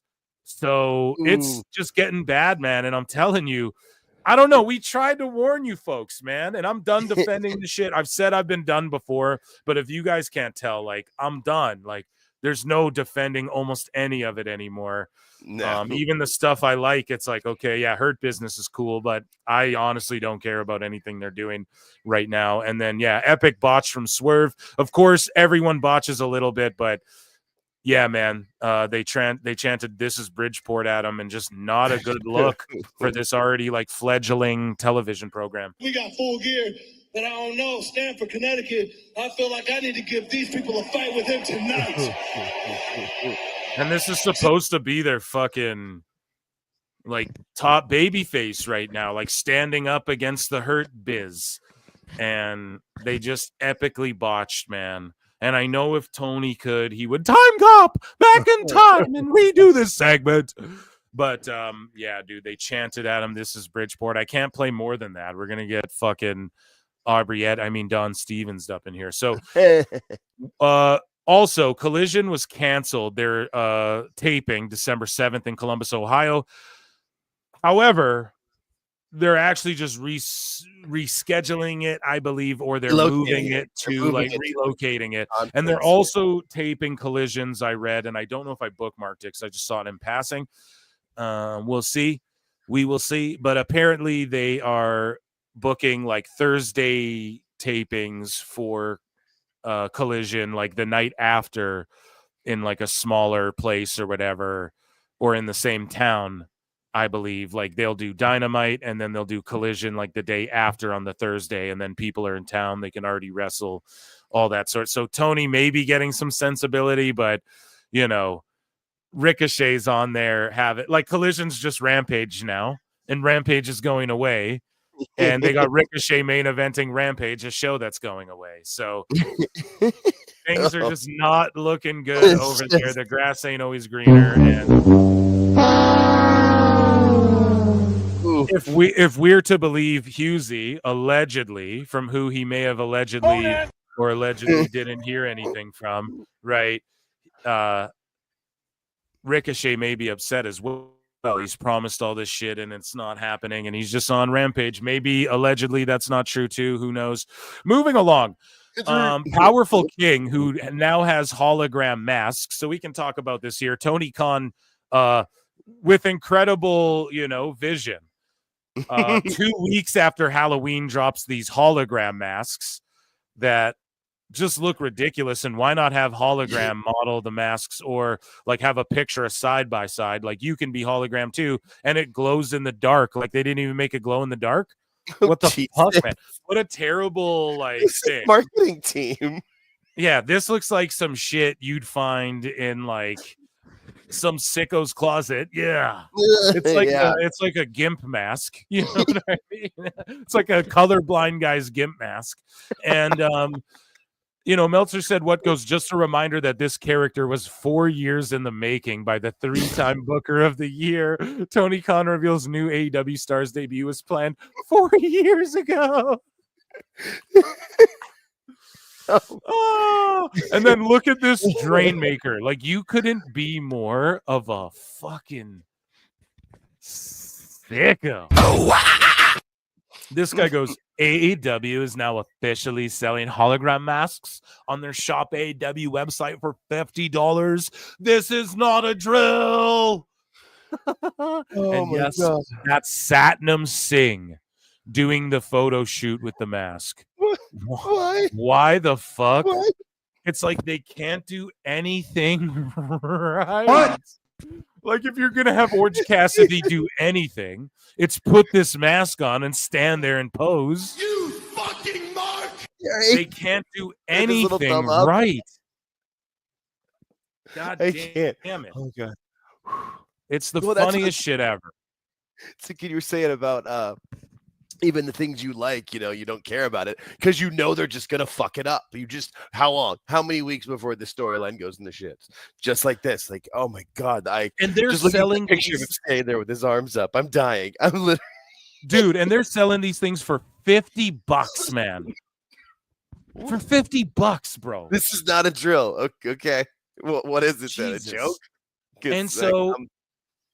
And so also Tony Khan drops this shit 2 weeks after Halloween. Yeah. Like, what the fuck, man? And then you have a giant wearing this thing. Like, how about make it for kids and market it to kids? What the fuck are you doing? What grown man is going to buy that other than Dave Meltzer? You know what? I mean? The cloven hoof Dave Meltzer from the fucking Young Bucks ad. So that Powerful King JJ, whose profile picture is now this mask, which is genius, goes, according to this wrestling reporter, AEW is still running a Columbus show. We shall see what happens. And SRS says AEW is still running a Columbus show. They'll be announcing it soon. Nationwide was originally supposed to reveal their venue was canceled when AEW's new plans were revealed. So he said reveal multiple times. Great writing, of course, all over the dirt sheet, IWC. The best guys, Tony Khan. Adam Hernandez for $20. My word. Thank you so much.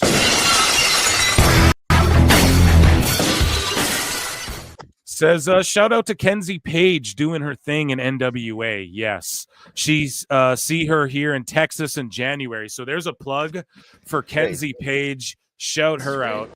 And here, why don't I pull her up as well? Is she one of the ID program ladies? I'm not sure, but she's killing it. We got people, man, like NWA got some stink on it a little bit, but it's coming back, I feel like, especially if they can keep.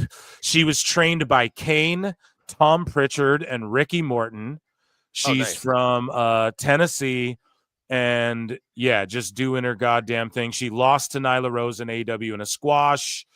Let's see.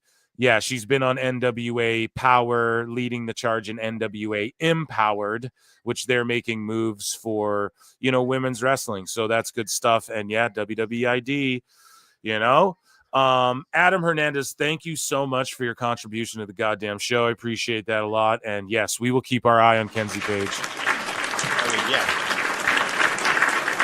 Tom Pritchard and Ricky Morton as their trainers, like, you're not asking for much better than those two guys. Yo. Good Lord. Jesus. Yo. George just dropped a bomb. He goes, $50 for a hologram mask or $50 for a fucking AEW paper.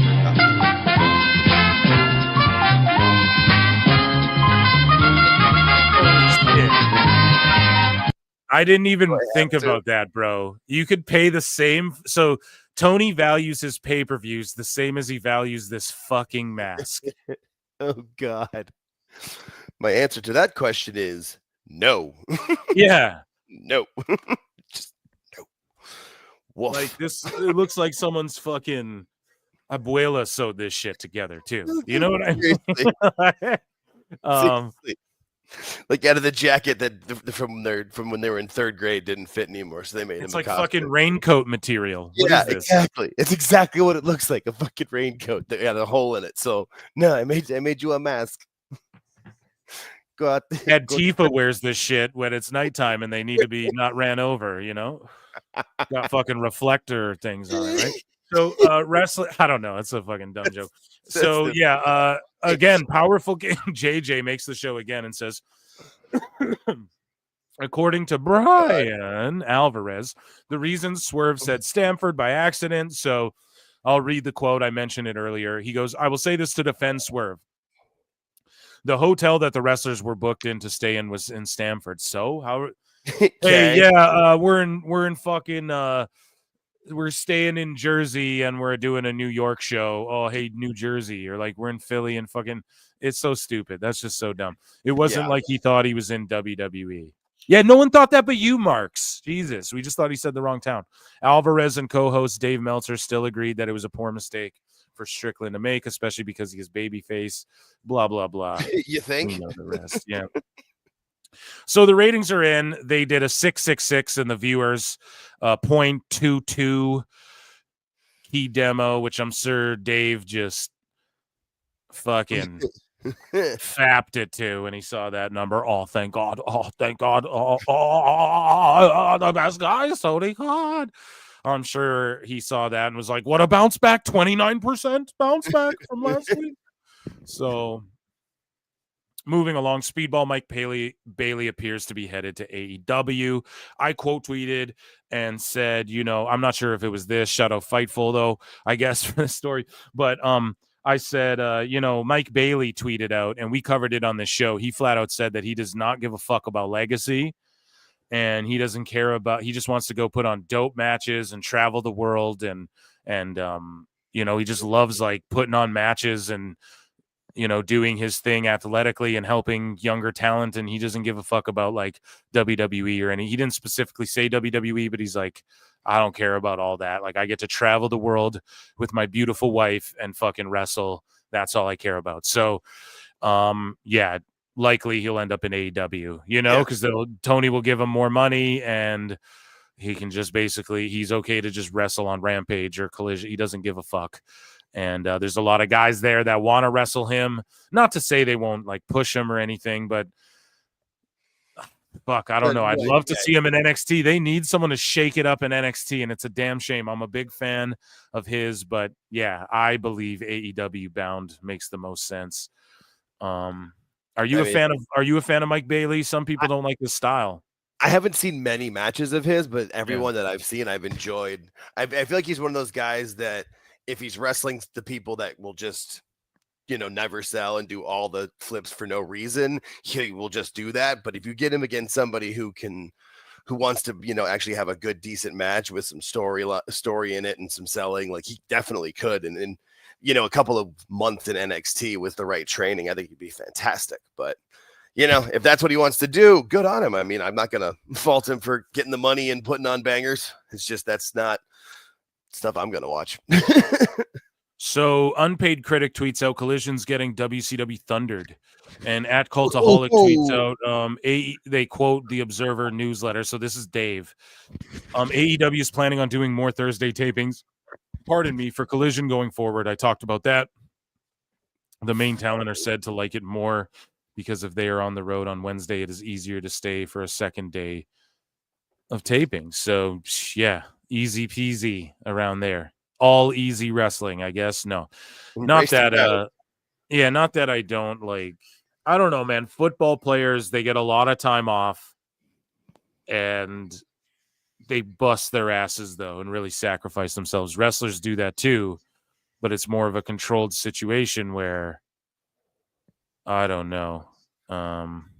Here's the thing: if they were booking smart enough where they could have it booked out decently enough where.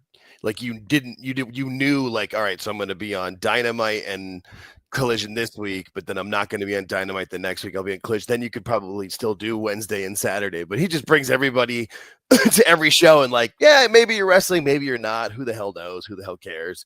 Yeah, so, we know that for sure. I know that for sure. I know Bill Marks knows that.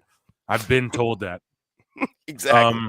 For real. Like, so right down here, this guy goes $50. I know their production lacks by being straight out of PWT. Hey now, shout out Pro Wrestle Tees, but yeah, hey now, what do you mean? You mean me? No, but should be 25 max. Okay, you're catching Colt Cabana strays, dude. Yeah, I'm getting strays because of Colt. God damn it, no. Good lord. So Kenny Omega does like a work shoot work with like Sean Ross Sapp. He also had Gabe Kidd on. And Sapp's probably loving that. Oh yeah, let me be part of it. Hey, I'm part of the storyline. I'm part of the storyline. It's great. Yeah. But Kenny says he has a good thing going, and they don't need him in AEW. And what is Kenny smoking? Because what the actual fuck? AEW is like at its lowest right now. So for Kenny to say this is either like unaware or he's just trying to rile up the internet. I think he's just riling up the internet. I think I don't know, but listen, it is a fucking fumble. And I talked about it on the last show, I believe, to have Kenny Omega and Gabe Kidd do that shoot work for New Japan and have his big return to the ring be in Japan. That's such a fucking L, bro. When he's an EVP, he even said that he's backed off from EVP status. So he's not even an EVP. Now are they pushing him away? Who knows, man? Obviously, he's going to come back, do shit with the Bucks and everything, but I think he's kind of working here. But why couldn't he have done this with Punk? They would have made so much money.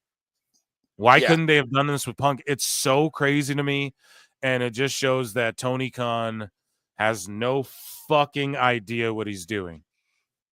He never will, and... For real, it's just like, bro, it's the same as he's always been. Even this dude, do that work shoot shit with Gabe, but you're doing it on my New Japan crossover show. Like you're still doing it for me. I don't give a fuck if it's a New Japan me combined show. You have to be able to put your foot down in situations like that. And this is insane to me. Let's hear what Kenny has to say. We have more quote up here. And go back to the last show if you guys want to see the actual brawl footage. Or maybe I watched it on the run-in or some shit. I don't remember. But either way, you're on the Clips channel, so you'll see it. AEW has got a good thing going. And they don't. They have the worst thing going right now. I don't think they need me. I think they need me. So I will I'll make my return for New Japan instead for now. And like, I don't like how Snap, like, if you guys are going to kayfabe an interview, fucking sell it like you're actually interested in, like, oh, wow, they don't need Kenny. Like, at least, like, do something, man. Craziness. So moving along, Kenny just working. He's just working everybody. That's all it is. And, like, Fightful's in on it, which is okay. But then it's like, how do you trust news and shit? You know what I mean? How do you trust the news? That's all, man. It bugs me out. It's the same thing with Dave. Like, dude, we know you're texting Tony Khan and shit, so we can't trust anything you say about AEW. Like that is like we can't trust fully. Oh, he's saying something good. Now, it doesn't mean it's not a good thing, but he might be exaggerating the truth or embellishing the truth a little when it comes to WWE or whatever. Well, not a little. He does it a lot when it comes to ratings, etc. Right? So either way, Kenny goes like, it's tough to answer because why not AEW? There's nothing wrong with AEW at all. If you've watched any of the episodes of our TV recently, everything is flowing like clockwork right now. I feel like there's a spot for all of the hardworking men and women that are on those shows. They've all worked incredibly hard to earn their spots and keep those spots. I feel like if I just kind of show up and said, hey guys, I'm back, so one of you are going to have to, I just don't want to be that guy. So I feel like when there's an opportunity, but you're doing that to the guys in New Japan. What are you talking about? That's why he's just working, man. Kenny is like low key, I think.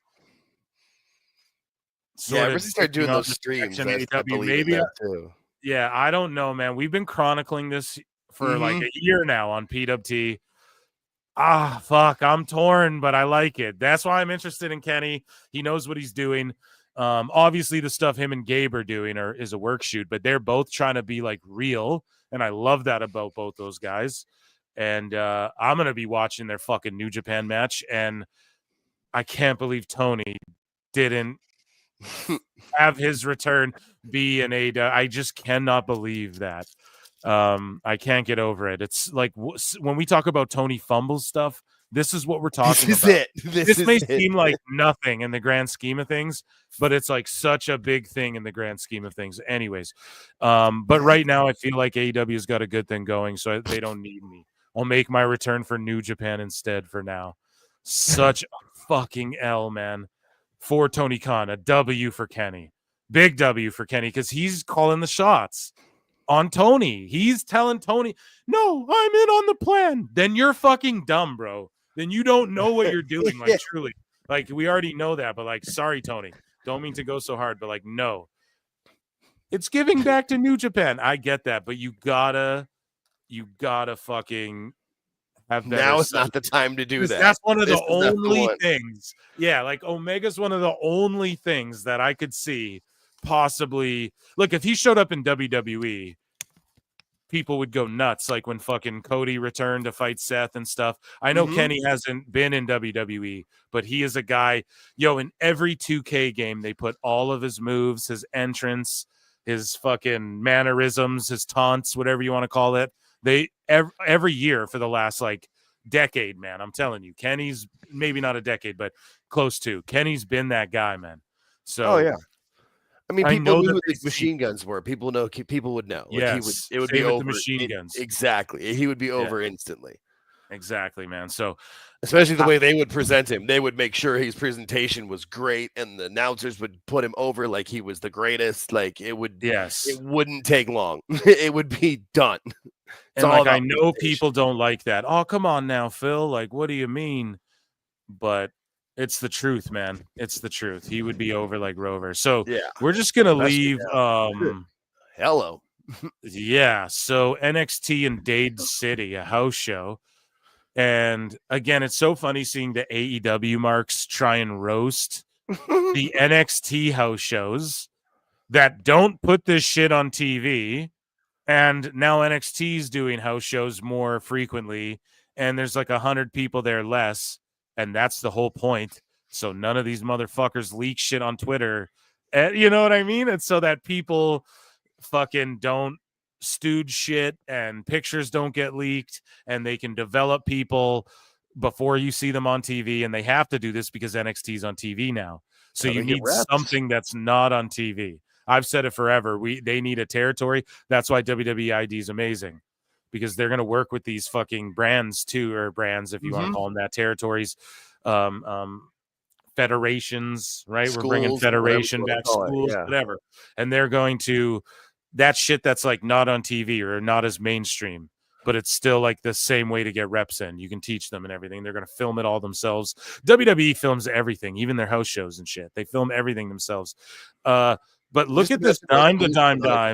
And they get like NXT stars coming in to put on their cards. Only makes them more money. It's brilliant.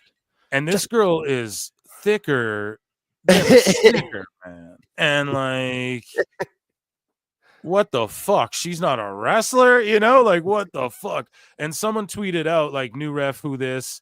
And then someone's like, Shawn Michaels out here already scouting refs too, or whatever. I saw someone tweet that out, like, yo, he's out here scouting goated refs too, or whatever. And He can do I'm no not wrong. sure. What's that? I said he can do no wrong. Shawn Michaels, he does no wrong. It's funny too, like, you know, a long trot from some other we've seen. But yeah, we'll just keep her right there. Come on So now, let's go to our WWE news here. So Ryback with an ultra rare W. Speaking of, like, you know, some of the marks again are saying, like, why is WWE taping so many shows? And I find that annoying. And we talked about it earlier. The WWE fan base and the IWC has done a really good job of, like, not spoiling these tape shows and stuff. At least not what I see. And I'm all over the IWC. But yeah, this tribal wrestling, tribal megastars. Like, once again, Raw seems to be a double taping tonight. There are no tickets advertised for next week on WWE's website, which usually means the show is taped. And these taped shows already. Well, no, man. You guys are the ones getting mad when we're like, embrace the grind, bruv. And meanwhile, they're figuring out ways to get the same amount of content fulfilled for everybody involved while giving people more time off to do things like film movies or be with their families or go see their families on Thanksgiving, bro. Like, if this was AEW, you'd be like, Tony Khan, the God Jesus, right? Jesus Khan, Christ Khan. So Ryback with an ultra rare W goes, understand this. For years, talents barely had time off, holidays, family time, true rest, rare luxuries. They have to rush home, do laundry, repack, dry clean suits, and head back on the road. Wrestlers are human beings with lives, families, and nonstop schedules. If tape shows give them a breather, that's a good thing. So instead of spoiling it for yourself online, just enjoy the show. They work harder than any other form of sports or entertainment year-round. Do everyone a favor, quit the whining over nothing, and show some respect to the men and women who give you some sort of meaning to your pathetic life. Damn. Oh, he just cooked that guy too. Jeepers. Yeah, I didn't know he was going to do that. Right. But didn't realize it was going that hard, but good for him. He's right, though. Yeah, if anyone knows about fucking time off, it's Ryback. Hey-o. No, but that he just cooked a sicko. Fucking sicko for the sicko segment. George says, must be a fake Ryback. That's a good line. That's George's right. That's a good one. Must be fake Ryback. Yeah. Shut up. Yeah, it's a good line, George. It's a good one. So Bruce Pritchard. Oh, yeah. So we've been speculating forever on, you know, what is going on with this JBL just showing up and clotheslining the shit out of people in TNA all over the world. He clotheslined the shit out of Marty Scurll. I think he showed up to GCW, you know, TNA, all over the place. He's just showing up, clotheslining dudes.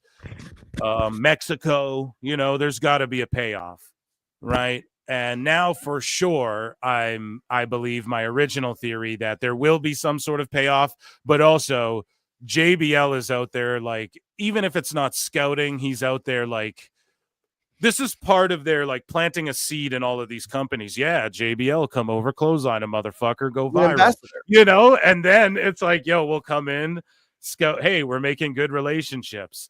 And Bruce Pritchard is the guy revealed to be the mastermind behind JBL's current storyline. So I don't know. I think PWT was right once again. Yeah. Yeah. But ding, yeah, ding, ding, dude. ding, ding. Yeah, let's go. I want to see more of JBL just popping up. Even like in WWE, it'd be cool if he just like showed up to one of these NXT house shows, clotheslined a motherfucker, dipped out. You know, I'd be great at one of the house shows. Yeah, not even on the TV. You know, yeah, he's like the Oprah of clotheslines. You get a clothesline, bam. You get a clothesline, bam. I love it. Just showing up, hitting people, and that's awesome though that it's Pritchard behind it, and that there actually is something. Yeah, you know, whatever. And he's like an ambassador. Yeah, he shows up, and you know, gets word for the shows that he's at. I'm sure there's some that can promote it for things too. Like, it's great. Yeah, and that's how you know that there's gonna be something from this, and who knows what. And maybe it culminates in like the people he's been clotheslining. Or I don't even think it'll be like this big, huge storyline reveal. Maybe something to do with Nemeth, because he seems to be like whispering stuff to Nemeth and really fleshing something out there. However, I think the big payoff is just like he's just showing up and kind of, like I said, planting seeds of like, hey, we'll JBL here, pal, we'll work with you, hey, who do you got? We'll send someone over, and just letting everyone know, this WWE shit we're knocking the shit out of everybody. So anyways, moving along, John Cena showed up. Speaking of training the future, Cena showed up at Cody Rhodes' Nightmare Factory training school, which is fucking crazy for the WWE ID. So as soon as they get disassociated with AEW, what happens? John Cena shows up at the Nightmare Factory in a suit. So I don't know if he bumped around or anything, but so gracious with his time. I wonder if the AEW guys had to jump out of the picture or what. But they're here scouting, and it's already begun, man. And how cool with that? I love it. Also, I don't know if I had it. I didn't put it in my AEW news, but Dustin Rhodes, formerly Goldust, officially dropped the ROH tag titles, I believe, and is like saying his goodbyes to Ring of Honor as well. So he is gone. The old me's dead and gone, and he's headed back to fucking WWE. Fingers crossed, Hall of Fame induction. Let's fucking do it. I mean, is there any place better for Goldust to go into the Hall of Fame than Vegas? I mean, maybe Hollywood, but yes, Vegas Hollywood would be, but when Vegas is pretty good. Cody Rhodes is there doing the induction. You have like, I don't know, man, it's fucking amazing. Oh, I can't wait. Be a speech. And just like having him back there, just where he goddamn belongs, and then working in NXT, also his own wrestling fed can be part of the WWE ID program as well. So beautiful, great stuff all around. Cena though, showing up to Cody Rhodes school, like how amazing is that, man? Wrestling's in good hands here. Imagine being one of those kids and John Cena shows up to give you a speech. Like, oh man, soak up every word of that. Speaking of WWE ID program, Brad Baylor was ID'd at the Wrestling Open. So this Brad Baylor kid here, I'm unfamiliar with him, but shout out Muscle Man Malcolm, who I believe was there in person. So he's like, here, he dropped the scoop, Muscle Man Scoops over here, dropped it for everybody. Like, here's who got ID'd tonight at this indie show. And man, this Brad Baylor kid, decent look, man. Looks like an old, like, 90s movie villain, or like like the bully in like a late 80s movie or something. He's like the bully. He's like the leader of the douchebag fraternity at your college, like the rival college. Yeah, he like tried to take Kelly away from Zach and in an episode. There it so is. Aaron Rourke was ID'd at the wrestling opening. So this is, or the wrestling opening, the wrestling open, dyslexia, the wrestling open where, and I don't know, he looks like an Ascension type guy. I don't know. I'm not familiar. Chat, let me know. And good for him, man. He got ID'd. So another one. Scott D'Amore. This is via Sean Ross Sapp. Scott D'Amore, speaking of people, popping up out of nowhere like JBL, Scott D'Amore was visiting the WWE PC Performance Center last week.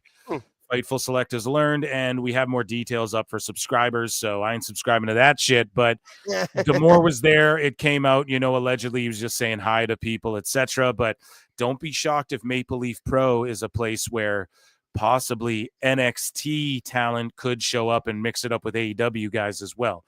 Now, I think both companies would say nay to that. But Scott D'Amore is the guy who put the whole TNA crossover NXT shit into motion, regardless of what people will tell you.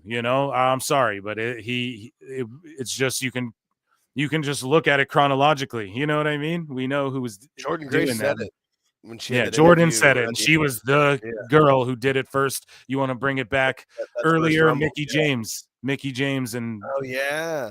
So I believe Scott was in charge then as well, and she showed up with the title like a few years before. I can't remember when it was.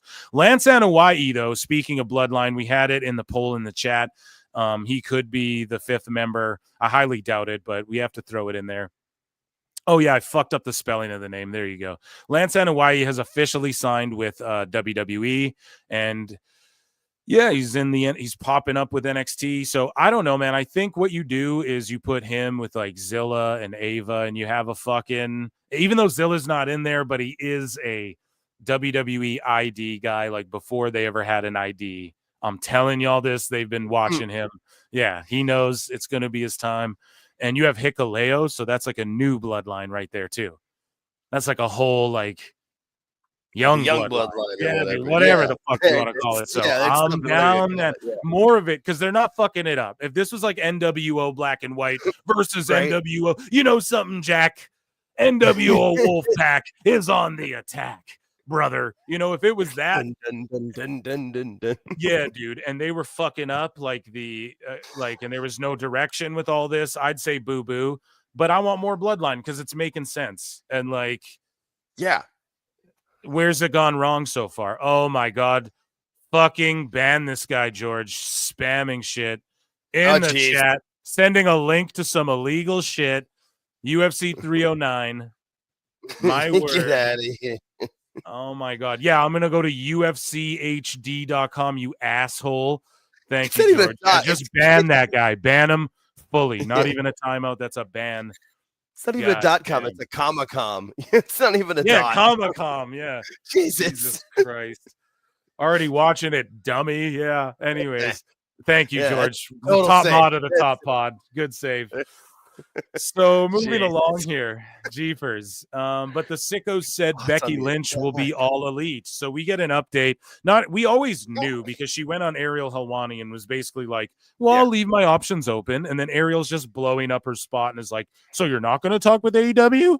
She's like, no, I'm not gonna, because she doesn't want to like piss off WWE and be like, yeah, but she also wants to levy a little negotiation there. Fucking Ariel. But anyways, WrestleOps, Becky Lynch is expected to be back in the mix with WWE by the time Raw premieres on Netflix in January 2025 via PW Insider, who blocked me, even though I just made a goddamn sarcastic joke. And that sucks, but shout them out there. I believe them over any of these other. So I know, like, I'm like, shout out Fightful. Some people are like, oh, fuck, they don't know, whatever. I get both, I think it's like PWI, Fightful, Observer, if we're ranking like the top 3 that people read and share. No? Is there another one that people share more than those 3, Jake?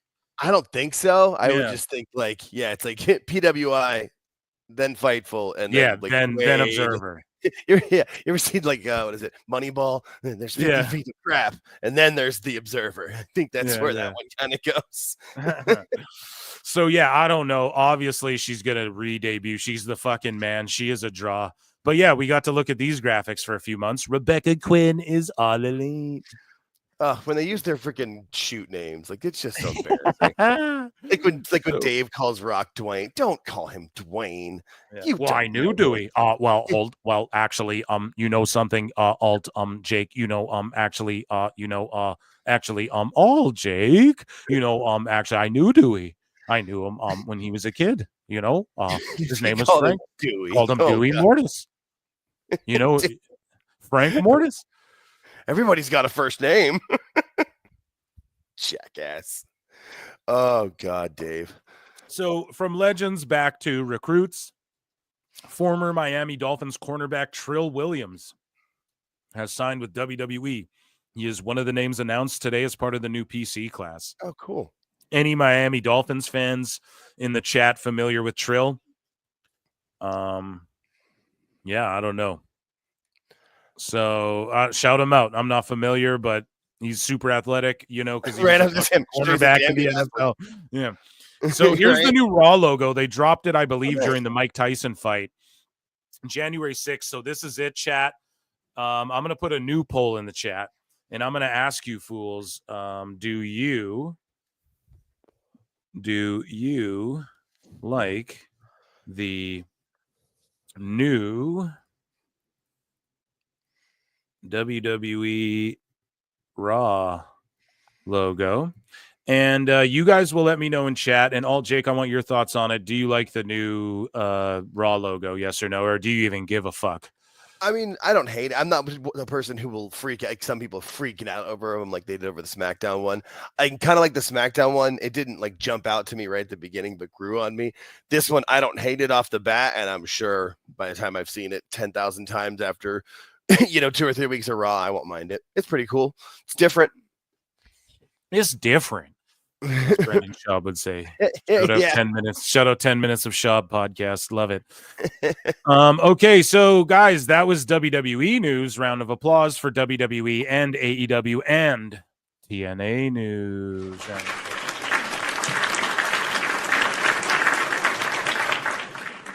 Let me check in with chat. Let me check in with likes as well. Let's see. Oh, yeah, you guys crushed it, man. Got over the 112. We have sickos. We have Dave Meltzer. I don't know. I see people dipping out. They're dummies. Yeah. And, we got, 2 more segments to get through. I'm going to check in with chat, though. What are you all doing? Are you guys watching UFC? Are you guys watching football? What's on? I'm not watching Collision. I've had UFC on the whole time. It's been a great night of fights so far. And I'm excited for this main card, especially. And chat, you guys let me know with either flutes or barf emojis or whatever. Do you guys want sickos or do you guys want flutes next? That's what we'll figure out next. The logo isn't that bad. I don't care much about the logo. Yeah, I don't really give a shit, but it is what it is. Netflix better get their shit together before WWE gets there. The debacle last night. Yeah, so I covered that earlier, Northern DC. And I understand your concern. I understand everyone's concerned with that. However, I pointed it out earlier in the show, they're not going to have 60 million people trying to watch at once. You're also going to get a lot of people who are like, oh, sweet, I can watch wrestling tomorrow. And it's when like Joe Rogan's special comes out, everything's crystal clear. So during the Paul Tyson fight, like that was a unique thing. Now, this is why they're having these like comedy specials go live and the roast go live and then the Tyson Paul fight go live. They did all that so that they can work out the kinks before they unveil like weekly live content in the new year, starting with, and then WWE will be how they work out the kinks for real sports and real live entertainment, possibly live reality television, all of these sorts of things, right? I know I'll just say work, shoot, work for your boy Phil. I'm a bit of a writer, right? And yeah, I know that's what they're looking at is things like that. So it's just working out the kink process. And I agree with you. But I covered that earlier, like they're not worried. Trust me, don't be worried. Yeah, There's not going to be fucking 60 million refreshing at the same time and rebooting their Netflix and shit because it's all grainy. And you notice right when the fight ended too, no more problems for all the post-fight shit because everyone turned that shit off as soon as it was done. You could see the fans getting up and just flooding out because it was such terrible nonsense. And Uwatatata down with the sickness. I see lots of flutes. Yeah, and they've got the company behind like the network behind Netflix. I know a bit about them from what I do for a living, and yeah, they've been reinforced with it. And you're exactly right. These are basically all test runs to see how they can hold up. And yeah, that was the most they've ever seen. It was like double than what they've ever seen at one time. So even the problems that they had was, not that bad considering it was double than the impact they'd ever seen. So they should be just fine. So Mike Saucelay says, LOL, MVP says to Commander, you shouldn't even be here. I shouldn't even be here today. Flutes in the chat. I see the flutes in the chat. So we will get to a Dave Meltzer dumb moment here. You know what I mean? We might as well. Never a bad time. Might as well be walking on the sun. So it is it is time for everyone's favorite segment, and it is called Dave Meltzer's Dumb Moment of the Week. Oh, Davey. Wavy Davey. So we have some stuff saved in here that are going into the next music video, of course, as you guys know. Imagine saying this to someone who's kept their job for 42 straight years. It's so funny. Dutch Mantel's response, of course, he wants to slap Meltzer. We covered it on the show. But Eric Bischoff, while we were live on the air, I believe on Wednesday, put PWT over, gave me the rub. No diddy. And quote tweeted PWT while we were on the air, so that's the best amazing. guys, Tony Khan. And so Meltzer says to this Joe Del Busso guy, who goes like, no, AEW lost, and this is about the NXT stuff, because they don't cater to casual wrestling fans, and that's okay. Something Dave sees as 5 stars isn't necessarily something a random dude from Hoboken or Winnipeg might see the same way. WWE has a much bigger reach, blah, blah, blah, whatever the fuck. Dave Meltzer goes, oh, you heard a podcaster who has no clue about history of number 2 promotions historically? Who has no clue about history of number 2 promotions historically? Just say the history of number 2 promotions. Fucking asshole. They were either misleading you or lying. No, that's what you do. Also, WWE doesn't cater to casuals either. What? Oh my, we covered this before, but what? Liar! Yeah. Tell us what you know, you goddamn liar! Liar! Madness. Okay. And so he goes, the booking is assuming everyone is a regular weekly viewer. No, it's not, because of all the fucking packages. We've covered it here on the show. There's all these packages to remind everyone, or if you're a first-time viewer, you know what's going on in the show, right? The only promotion that caters to casuals is CMLL. You fucking mark! Whoa. That's fucking crazy. And so I quote tweet this and say, this might be the greatest tweet ever, dude. Holy shit. Dave has lost it completely, and just when I think I can take a break from roasting this goober, he says some even dumber shit than the week before. Flutes in the chat. And then Dave quote tweets me. He didn't even need to do that. And he goes, the most clueless, out-of-touch take I've seen in a while, even for this clown. And that's saying a lot. Watching AEW now, indie-rific shit show. Boom. Eric Bischoff reads PWT. Confirmed. Dummy. Yeah. That's awesome. Yeah, here's the thing, though. We got to get Bischoff on the show for a Dave Meltzer dumb moment of the week. I need chat to go spam his shit and be like, Dave, get on PWT. I mean, Eric, get on, and Dave too. And Dave too, but we've trolled him too much, I think. But we're not trolling Bischoff. And actually, we're going head-to-head with Bischoff this Wednesday. He's doing a Dynamite watch-along. You motherfuckers better watch with me, goddammit. I'm the seasoned vet here. Okay, brother? Okay, Bischoff, you think you're going to roll up and watch Dynamite with Conrad? That's not very fair. And do you know what? I've been doing this longer. You may have done wrestling longer than me, Bischoff. But I've been doing this longer, okay? That's not very fair, Eric. No, but, dude, we need him on a Dave Meltzer dumb moment. That would be fucking phenomenal. Oh my god, he would pop. Me and Bish, dude, because I bring the little cookies and nuggets that he might not even see, you know.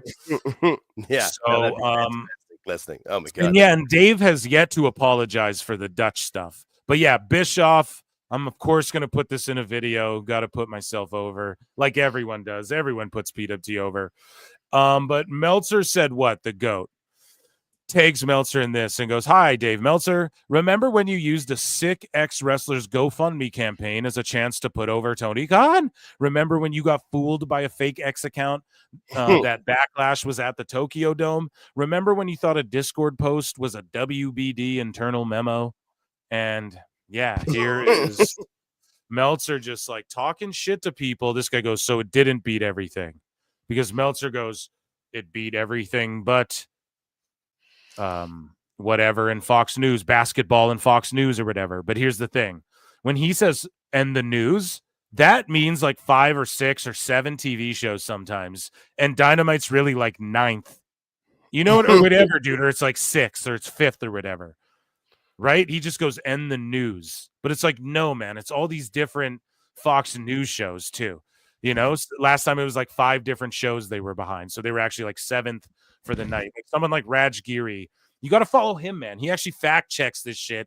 Tells you he's the best. And so Meltzer goes, nobody who understands the English language said it did.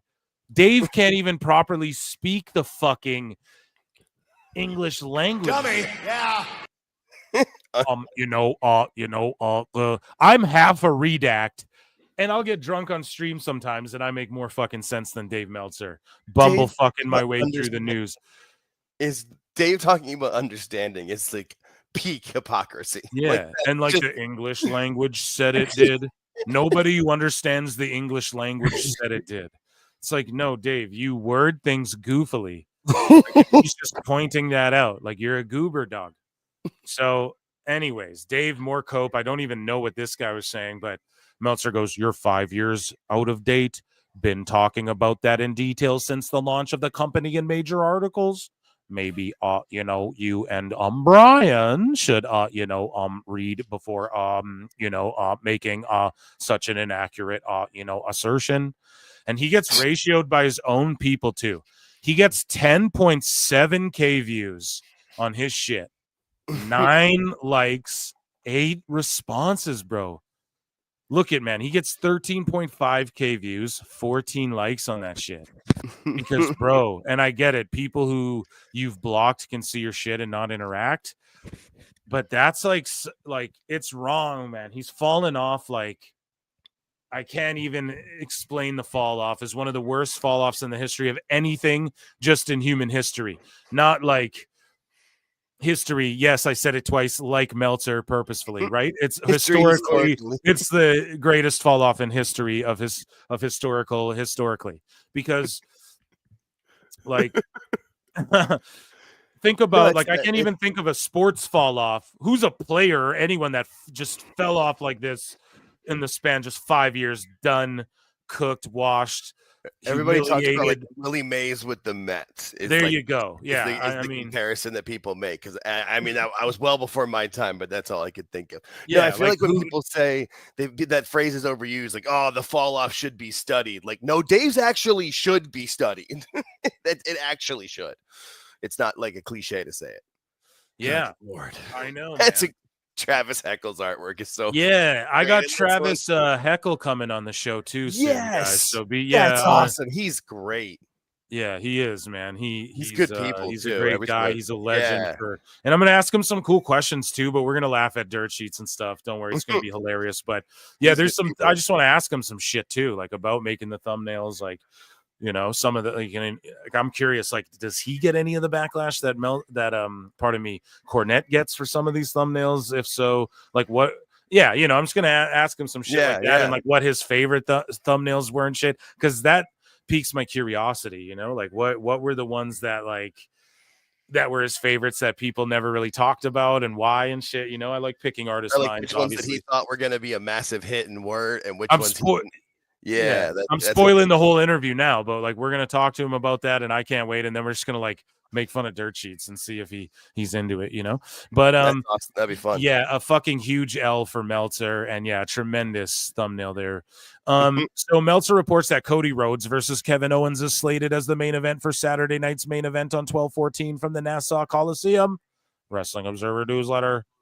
So who knows? Is it gonna be Cody Owens for that, or is it going to be for Survivor Series? It seems like they're making this match right away, so maybe a rematch for Saturday night's main event. Dave, I don't think knows anything unless it's being advertised for already, but I don't think anything's being advertised for Saturday night's main event already, and Dave just doesn't know anything about anything, especially not with WWE. The only way it would be advertised, I could see if maybe it was advertised locally, but if it's advertised locally, that could easily be the dark match main event. Oh, that's a good idea too, a dark match. And then they announced another main event like the month after. In like January, I think they're doing the second set main event. So once a month, a Saturday night's main event. I'm down. So moving along here, NXT attempted to book a date at the Hammerstein Ballroom to follow up on the 2300 arena success. However, the date they wanted was too close to the dates Tony Khan AEW had booked. Wrestling Observer. I don't know, chat. Do you guys believe that? Do you believe that, Jake? I don't know if we can believe Dave on this. I think Hammerstein would be like, of course, because like they might. How many seats are in the Hammerstein? Does anyone know? Chat can let me know that. But like, I don't think even if it was close to the same time, why wouldn't they want 2 big shows in a row like that? I think Dave is making shit up to try and put AEW over here. What say you all, Jake? Yeah, I mean, I know with like some of the major arenas, there can be deals where like somebody else can't book the same type of thing within like 90 days of your show or whatever. But I feel like that's only like major arenas. I don't feel like the Hammerstein Ballroom would have that. I feel like that's probably something that Tony made up in his head, because I'm sure that NXT wants to book the Hammerstein Ballroom, but they probably haven't figured out exactly when yet. And maybe they like inquired about it and it was like the next week or something like that, or it was like within a couple of days or something. And so it was too much of a hassle for them to get stuff in and out or something. But I don't put it as what he's trying to make it off to be, because he's trying to make it seem like, because if Madison Square Garden, if you booked a show in February, I couldn't do it the same wrestling show. I got a wrestling show in March. I would have to wait till like June or something like that. But that's Madison Square Garden. I feel like that's what Tony's trying to pull off and make himself seem important, like a big boy. Yeah, you're right.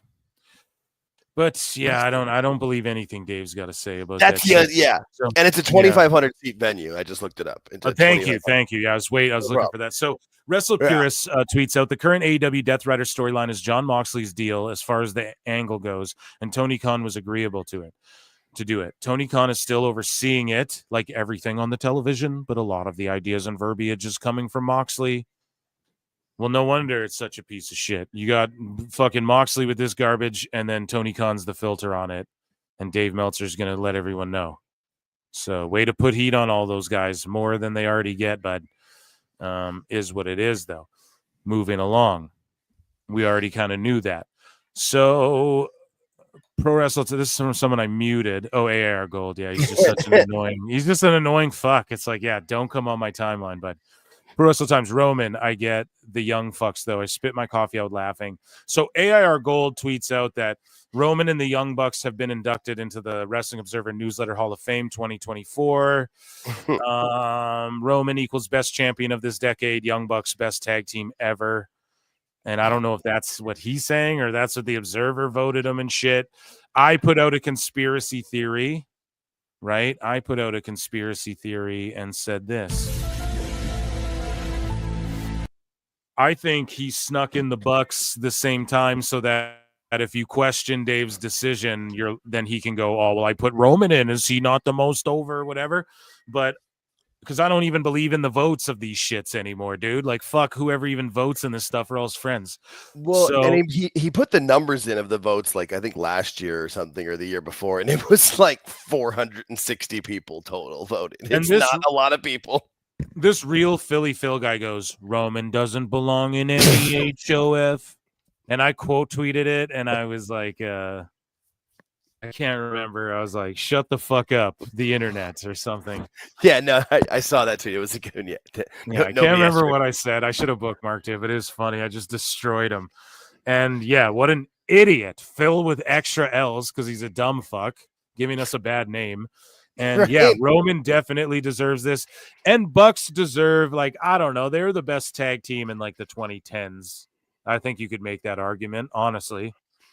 I mean, the best on the indie level. My thing about them is, as good as their matches were and stuff, like they never, because it was mostly on the indies, there wasn't a lot of stories behind it.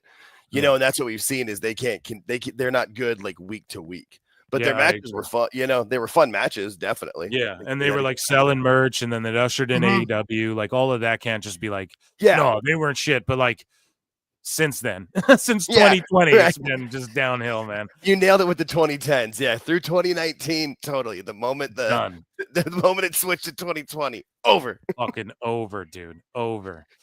So I got tagged in this by Kingslayer Network. This guy goes, never change, Dave Meltzer, never change. Takeshita fan, who's a cringe lord. So, 2. This is what's in Dave's notes, 2. Mina Shirakawa beat Harley Cameron with the glamorous driver. They rubbed their boobs in the others' faces and shook their boobs, and in between had a pretty decent match. You what? Fucking Dave, man. That's just hilarious. I mean, it is the most over thing, but everyone got triggered by the boob shake stuff. we're bringing sexy back here at PWT. We say it all the time. I don't give a fuck about none of that. But if it was WWE, they would all melt down. Oh, just objectifying women. And like, there's like 5 minutes of wrestling for women on fucking AEW shows and shit. All 3 shows had like 5 minutes the other week or something. Right, and NXT opened and closed with great women's wrestling matches. So did SmackDown as well. Yeah. So. Boobies, though, for guys who don't see a lot of boobies, man, it's a show for them. So here is Wrestling Shoot interviews. And I believe James is the fellow's name. Am I wrong on that? I keep calling him James. Yeah, James. Thank you. Okay.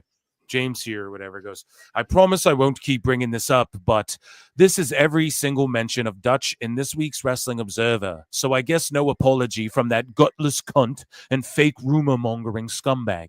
I won't actively be on the Dave Meltzer hate exposed train forever, and just until Monday when my interview with Eric Bischoff drops. If you thought mine and Dutch's response of Meltzer was harsh, Eric Bischoff is even worse. Let's go. I cannot wait for that.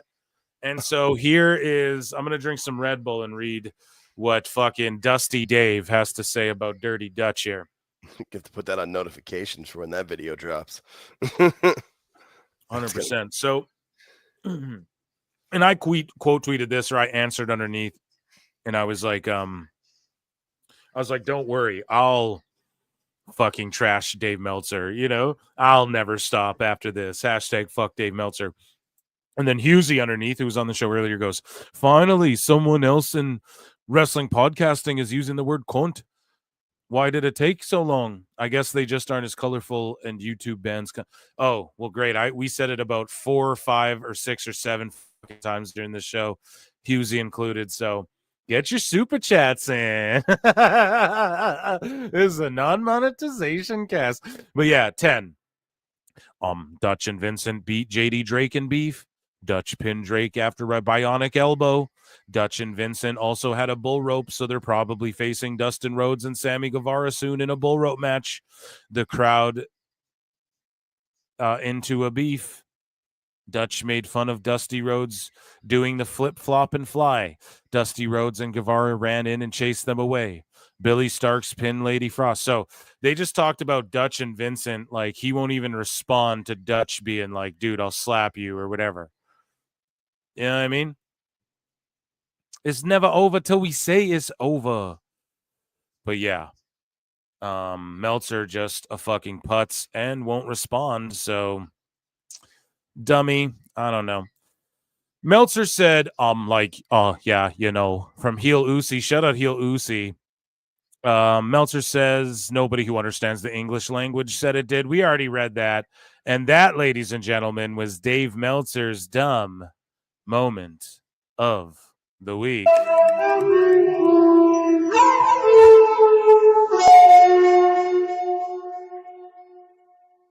So yeah, man, I don't know. Respond to Dutch. Respond to the flutes. They will never, ain't gonna keep telling you that we won't stop. Ain't gonna keep telling you that we won't stop. Ain't gonna keep telling you that we won't stop. You know what I mean? So earlier in the show, we talked about this with Hughezy, and we're talking about it again here a little more. You know, here is our sicko segment, by the way, of the week. We've had a couple of sickos. Can never escape them. Yeah, can never escape them. And so Awful Wrestling said that Tony's other platform post got 666 likes. Dynamite averaged 666K viewers this week. And then he said, yeah, AEW fans have an average of 6.66 teeth. Something is up, folks. And I don't know, man. He's just bringing up like key demos and shit. He's not really saying the numbers because they're down. And yeah, it's funny. He's promoting to less people on Blue Sky. We're about to laugh at Blue Sky here in a minute. Even though I post my videos on there, shout out everyone following me on Blue Sky. I have a Blue Sky, but I mean, yeah, promotion, absolutely. Yeah, I just post my videos on there and stuff. I don't really respond or do anything else on there, but give me a follow. And yeah, he's just like basically promoting to less people. So it is what it is, man. He can do his thing. Oh, remember, do his thing. Just like when Tony did his thing when Elbu was trying to give him a high five, and Tony did his thing, man. Right? Just right. Oh yeah, doing my thing. No, I think he did give him like a little pound, but he just breezed past him. Like he didn't even want to see him. So, sorry guys, a lot of this is stuff going in a video here. So Ref MJ from NJ puts together this little graph and says the AEW consumer doom loop. Less viewership equals less attendance and other consumer behaviors that fuel the company. Product suffers due to lack of excitement and fans. AEW throws more against the wall, rinse, wash, repeat. This is how consumer brands die, and despite a shiny new 3-year TV deal, AEW is at its core a consumer brand whose values is at its ability to continue to draw and grow viewership, fans, consumers, right? And so here's like an AEW shit loop here. AEW creative and introduction of lesser known, reliance on more well-known names at WWE, throwing shit at a wall. It results in less viewership, which results in lower attendance, lower merch sales, lower pay-per-view buys, which results in TV product suffers.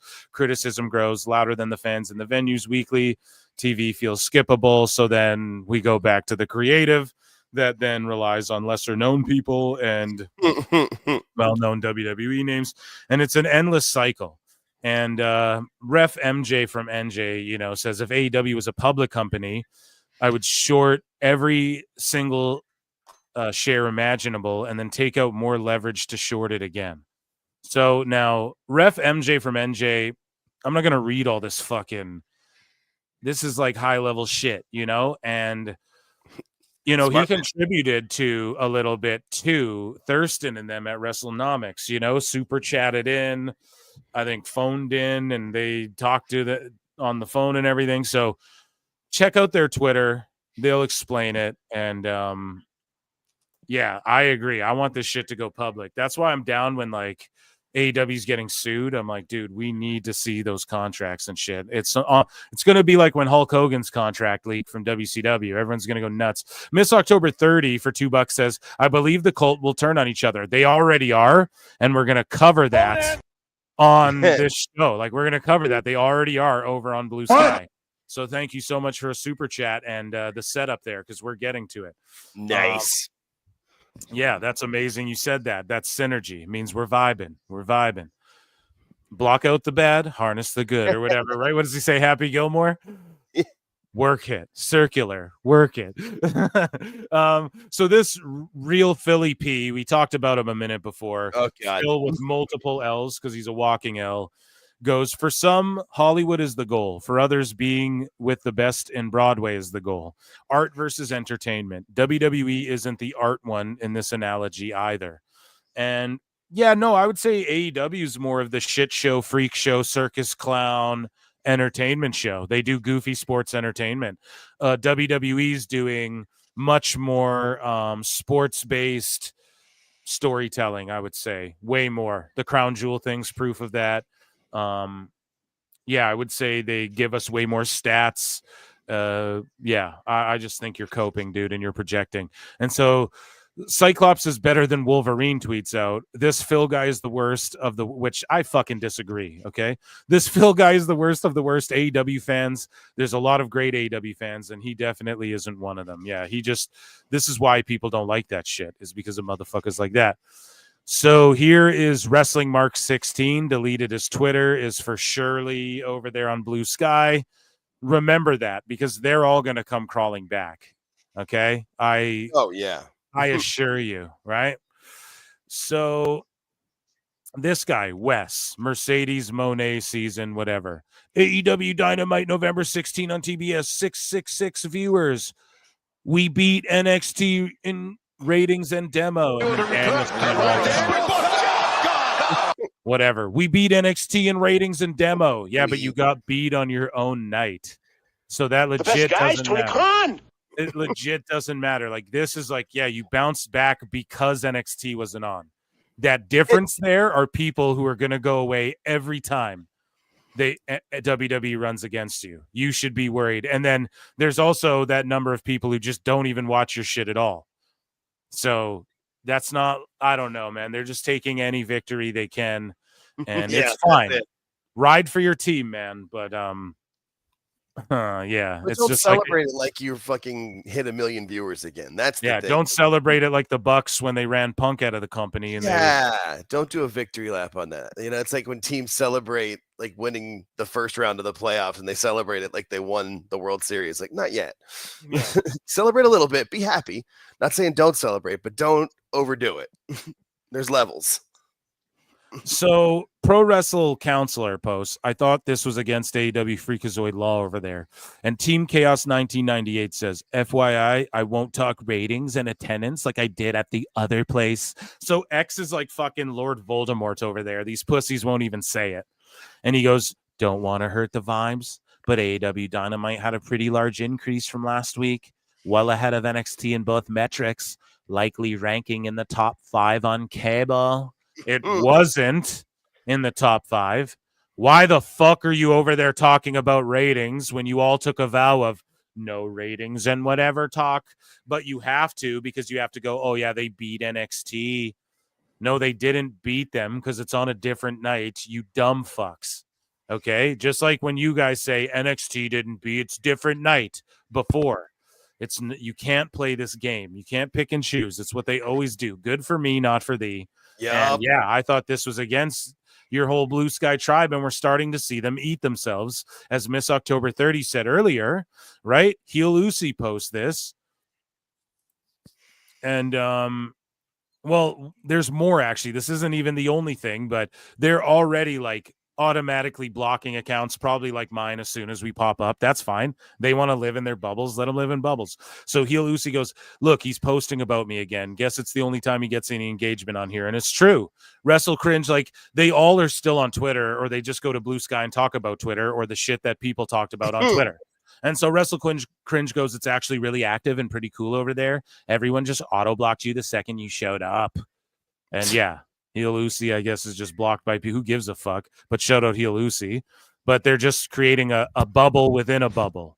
And they'd prefer to do that. And so Scully Vibes, shout him out. He starts getting into it with some sickos. And we're going to circle back to the Blue Sky thing. It's a theme throughout this segment here, right? So Scully Wrestles says, I'm anti-AEW, but I made a suggestion that would help AEW by bringing back Kenny Omega, and this softie blocked me. So let's see here. This guy, Trisha, goes, AEW is fine, or maybe girl, goes, AEW is fine. They're telling a story with Mox taking over. Kenny literally said he doesn't want to take away spots from those who've worked for them. He said he isn't needed. And then Hendry goes, take away spot, or Hendry. I guess it's not Hendry, it's Scully, but it's his Hendry, we want Hendry account. Goes, take away spots from who? Orange Cassidy? And then this guy goes, this who actually worked to be on TV. You're just an anti-AEW person. And yeah, he is, but it's true though. Like, I don't know, man. If you want AEW to be successful, you got to understand Cassidy's not the guy they're going to do it with. So yeah, they can't stand constructive criticism. What's that? So they can't take constructive criticism. It's not about being an anti-AEW person. It's giving them any type of, hey, try this, might be better. No, you're telling me I'm wrong. Oh God.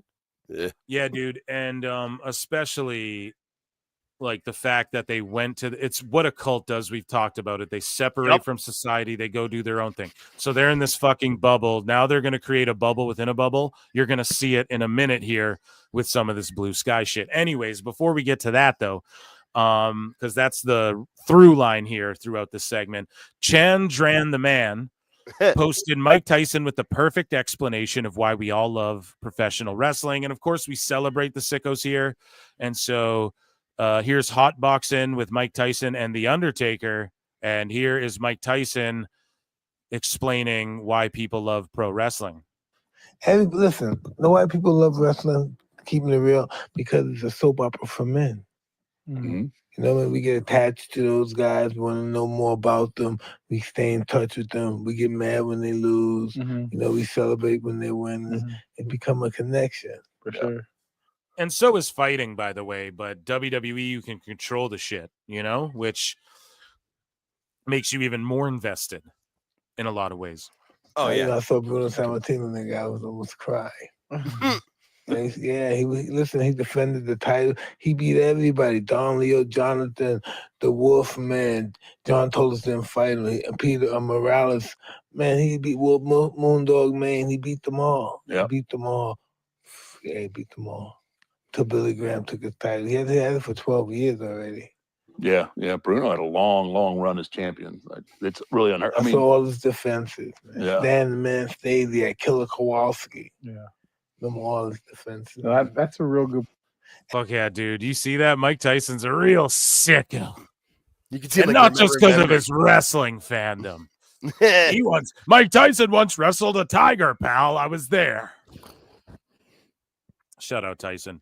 So Tony Khan, we covered it earlier, but we'll talk about it again for anyone who may have missed. We were with Hughezy there, and Tony Khan says responds to this sicko who responds to his shit. So Tony Khan tweets out tonight on TNT Drama, blah blah blah, the world premiere of November Rain. So we roasted it with Hughezy. They're gonna literally play a fucking 9-minute video of November Rain. Highlight video. You guys can tell me in chat how good it is or whatever. I'm watching the fights. Jim Miller's fighting right now, but Beyond the Script goes, for those who like boring. And then Tony Khan goes, thank you for consistently replying within minutes of every single post I do with hilarious comments like this and then laughing at your own jokes for good measure. It's great. So responding to sickos, I'm surprised we haven't had a huge meltdown from Tony Khan yet over all this rating shit, but he can't help but respond to fucking sickos, man. Moving along here. So Libs of Blue Sky, which is one of these like Libs of TikTok, Libs of whatever the fuck, Libs of Blue Sky, right? Making fun of liberals, I guess. But in my opinion, just mentally ill people. There are a ton of them, and on either side, you can make fun of these motherfuckers, okay? So when we get cons of Blue Sky or whatever, yeah, it's in the sickos for a goddamn reason. But Blue Sky is drowning under the weight of the leftists reporting everything. 3,000 reports per hour they're fucking averaging. Now, I told you, chat, I snooped around. Phil does his due diligence for the most part, okay? I might botch reading shit on Twitter sometimes and talk shit and then have to delete it. But I do at least a little bit of snooping around before I try and bring something to the show, right? And so like Blue Sky signed up for it. I just post my videos on there. I don't really use it, but maybe I will. I don't know. You guys go and follow me if you haven't already on there. And basically I spent like a day or two kind of just like sleuthing it to kind of understand it, you know, not like a lot. I'm talking maybe like 30 minutes to an hour, 2 days in a row, you know, I guess that's 2 days worth.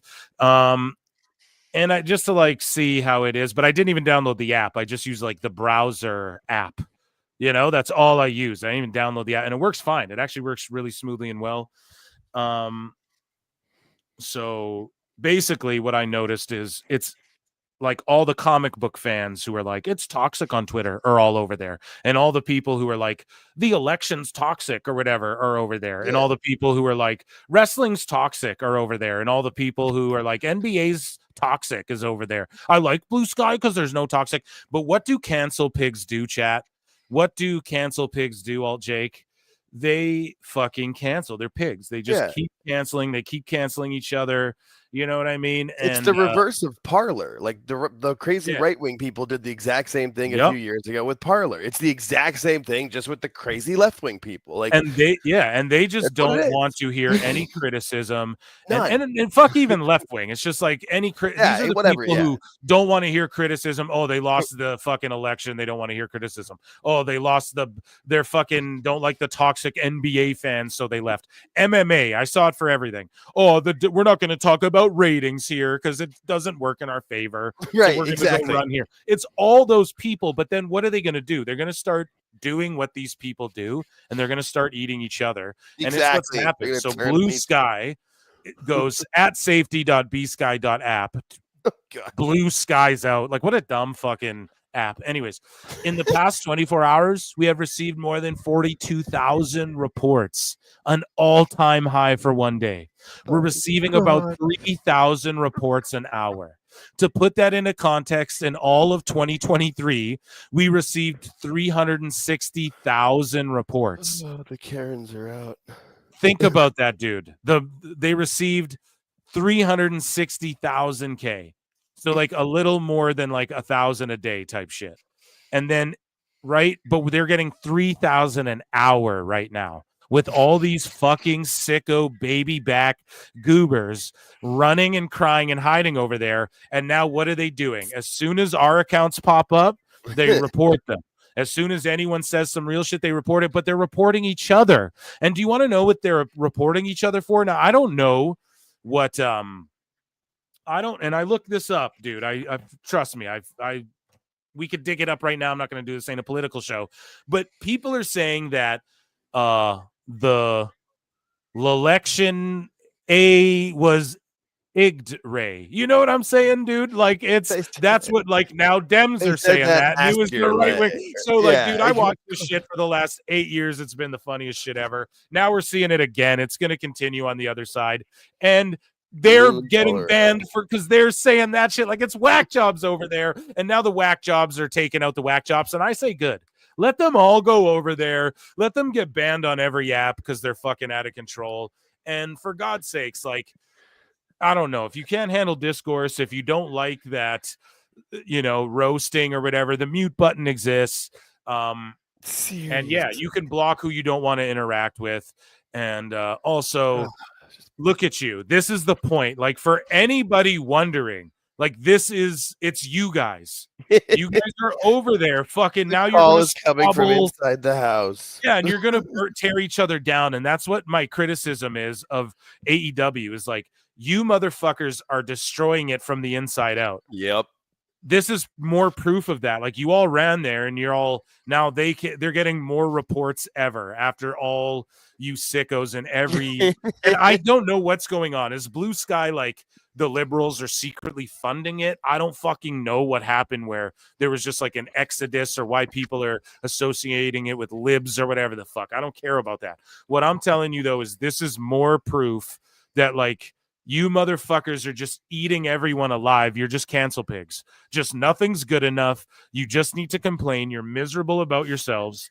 And there's some deep-seated, deep-rooted weird shit. You're all on pills and shit. And you're not, hey, not hating anyone on pills. You know what I'm saying? But I'm just telling you, like, there's a lot of the big pharma is throwing pills around. More people are on pills in America and Canada and a lot of places than ever before. So can we not? Oh, the black helicopters, InfoWars bought by the Onion. They're buying PWT next. Phil Mark's going to get taken out. But like, you guys know what I'm saying though? Like it's the truth, dude. So these are wacky individuals and they're going to whack each other, I guess. You know what I mean? Yeah, it's the extremists like on all sides. They pick, they find something, and it's not just politics. It's also some people it's with everything. sports. Exactly. And the people that like it's not even they make their personality about something. It's their entire livelihood rives around whatever it is they've fallen into. And it's like, and immediately, Jake, Awful Wrestling signs up. AEW Neckbeard signs up. Fucking Uzi signs up. All the accounts they're running from are coming there too, and they're extremists on one side of it as well, like on sipping the haterade of it, So like it is truly like anyone who, and I don't mean extremist politically, whatever. I'm talking like just as far as like whatever subject it is. It's all of the people that want to troll you motherfuckers followed you over there, and it's yourselves, and you're gonna just eat yourselves alive. You're gonna fuck Blue Sky up, and you thought it was this big special thing. And everybody's I made an account over there. You guys don't want to see flutes in the chat. And I'm over there already. So it's like, you can't escape it. It's social media. It is what it is. And it's all in good fun.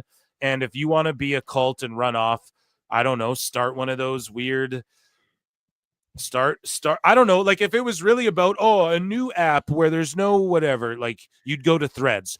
There's just thirst traps on Threads. We'll wait fucking 3 months and see what happens on Blue Sky.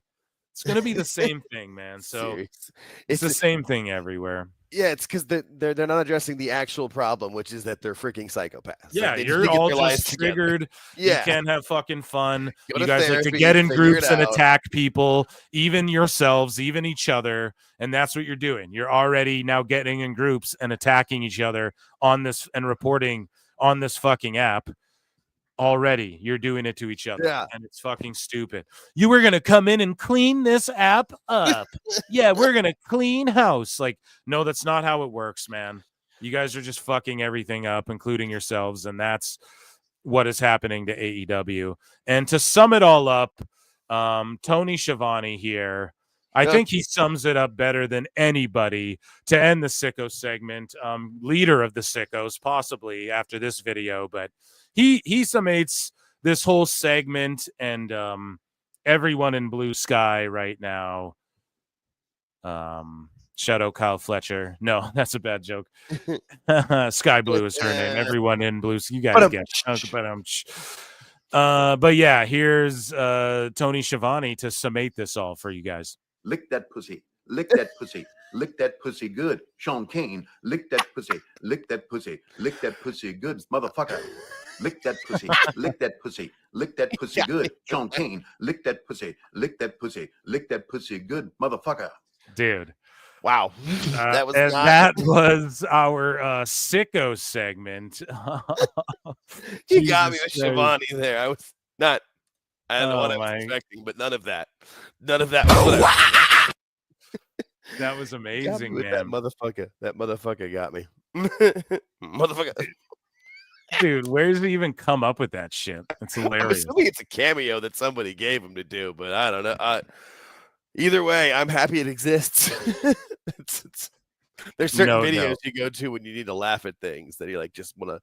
Like, one of my favorite things in the world is it's just audio, but it's a JR talking about Cornette on a at the Canadian border, just freaking out over goddamn Dudley Do Right looking motherfuckers.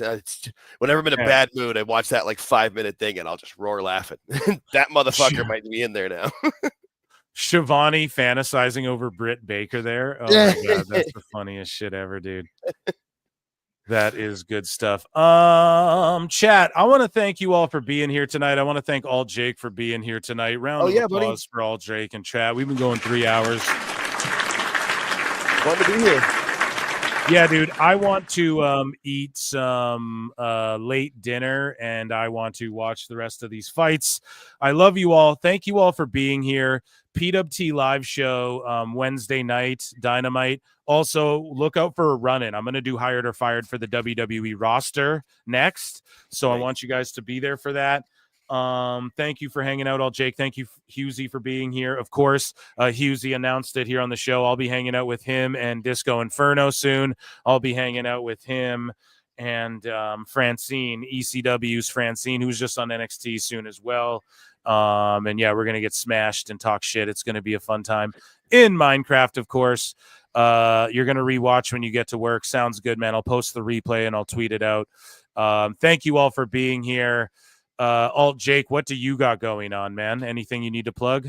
Not too much, but the YouTube channel is going to be coming up soon. It's Alt Jake Takes On. I'm having a laptop, should be here Tuesday and going to get started going. Yeah, it's right there. In the title there, Alt-Jake Takes On.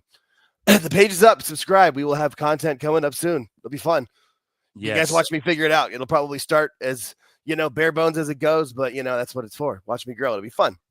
Exactly. Okay, well, thanks for being here, Jake. We're going to kick it, guys. Check out me and Jake on Patreon, patreon.com/ProWrestleTimes. We're watching Tough Enough Season 1. We're watching Botchamanias, and I'm going to watch Total Divas, and I got a very special surprise of who I'm watching that with. You want to be a patron because you won't see it anywhere. I swear to God, like, you'll never get the shit on YouTube or anything as far as, like, who's going to be watching Total Divas with me. And actually, all Jake helped me come up with the idea. So it's great shit, pal. And I can't wait to show it to you all. Thanks for being here, sickos. Love you. Hug each other. Drink water. Peace. Peace, everybody. It is a fast-acting viral strain that infects the host immediately, and upon getting sick, the infected will become racked with coughs, sweat profusely, and start to get the shivers and chills. There he is, the legend. The man, the myth, the legend. Yeah. You can't literally run a promotion just for the AEW, what do they call them, sickos? Thank you very much, TikTok and AEW. See you tonight. Tony Khan started telling people there's no such thing as long-term booking anymore. It's week to week. The best guys, Tony Khan. We just secured the bag. It's not like I tried to be a character. It was just sort of happened naturally. But it was never something I intended. It was just something that happened because the wrestlers asked me to do things in matches, and I do them.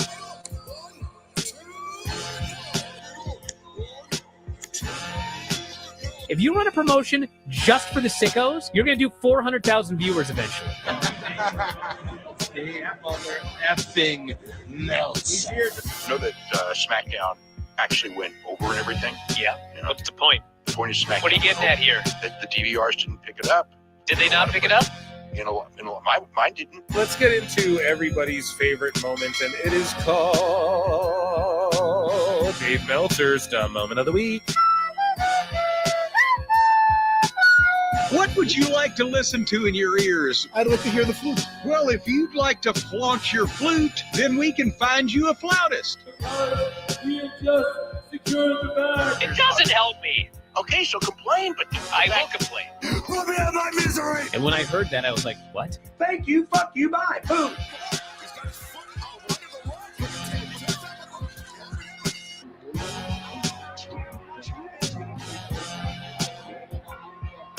You gotta run a promotion for everybody. The sickos can be the ones that buy tickets first and spend the most money on the merchandise. Because we have just secured the bag. But you gotta promote for everybody. Then you'll have a lot of viewers. I think we proved a lot of so-called experts. We made them look like idiots. We're not going anywhere. Tony Khan's not going anywhere. You'll also be there on TNT. You'll be in 2 places at once. You'll be all like my favorite movie. Time. So great, Pittsburgh. It's not like I tried to be a character. It sort of happened naturally. the best guys, Tony Khan. Keep themselves safe. I look and see it's not just me. Jack, why do you insist on doing this dumb internet shit on TV? I look and see it's not just me. This place is a fucking joke, man. You're a clown. I quit. So many of us have stood where I stand. We are the young, so raise your hand. So many of us have stood where I stand. We are the young, so raise your hand. They call us problem child. We spend our lives on trial. We walk an endless mile. We are the youth gone wild. We stand and we won't fall. We're 1 and 1 for all. The writing's on the wall. We are the youth gone wild. No. It doesn't make logical sense, but it makes. Well, yes, of course. But it makes wrestling booking sense. Of course, this makes no sense. Of course, okay, it makes no sense. However, in pro wrestling booking, which often makes no sense, you would do that. It's about making money. It's not about anything else. Wrestling's always been about making money first and foremost. That's it. I look and see it's not just me. Last weekend was the greatest weekend in AEW history. This is the greatest week. I look and see it's not just me. Security, my safety, my life was in danger at a wrestling show. So many of us have stood where I stand. We are the young, so raise your hand. So many of us have stood where I stand. We are the young, so raise your hand. They call us problem child. We spend our lives on trial. We walk an endless mile. We are the youth gone wild. We stand and we won't fall. We're 1 and 1 for all. The writing's on the wall. We are the youth gone wild. They call us problem child. We spend our lives on trial. We walk an endless mile. We are the youth gone wild. We stand and we won't fall. We're 1 and 1 for all. The writing's on the wall. We are the youth gone wild. Get wild. happening here on these Wednesdays. It's a lot like one of my favorite movies, Time Cop. What? Fuck you. Fuck you. Yeah.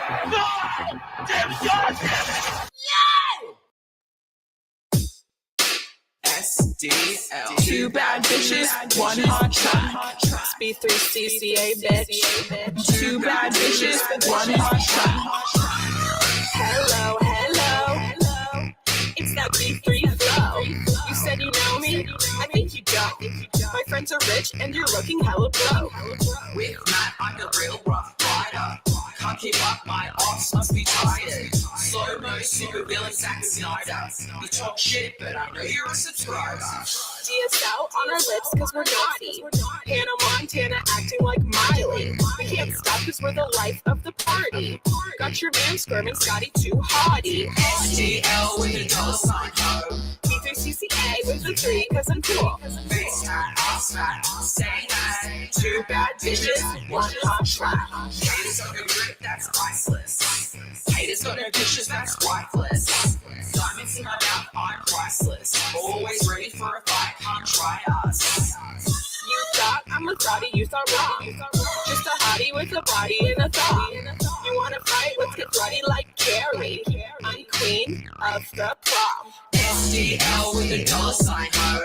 B3CCA with a 3 cause I'm cool. Top of the Indies now on top of the charts. We're spending our cash and breaking your hearts. Coral. Back in SDL, bitch.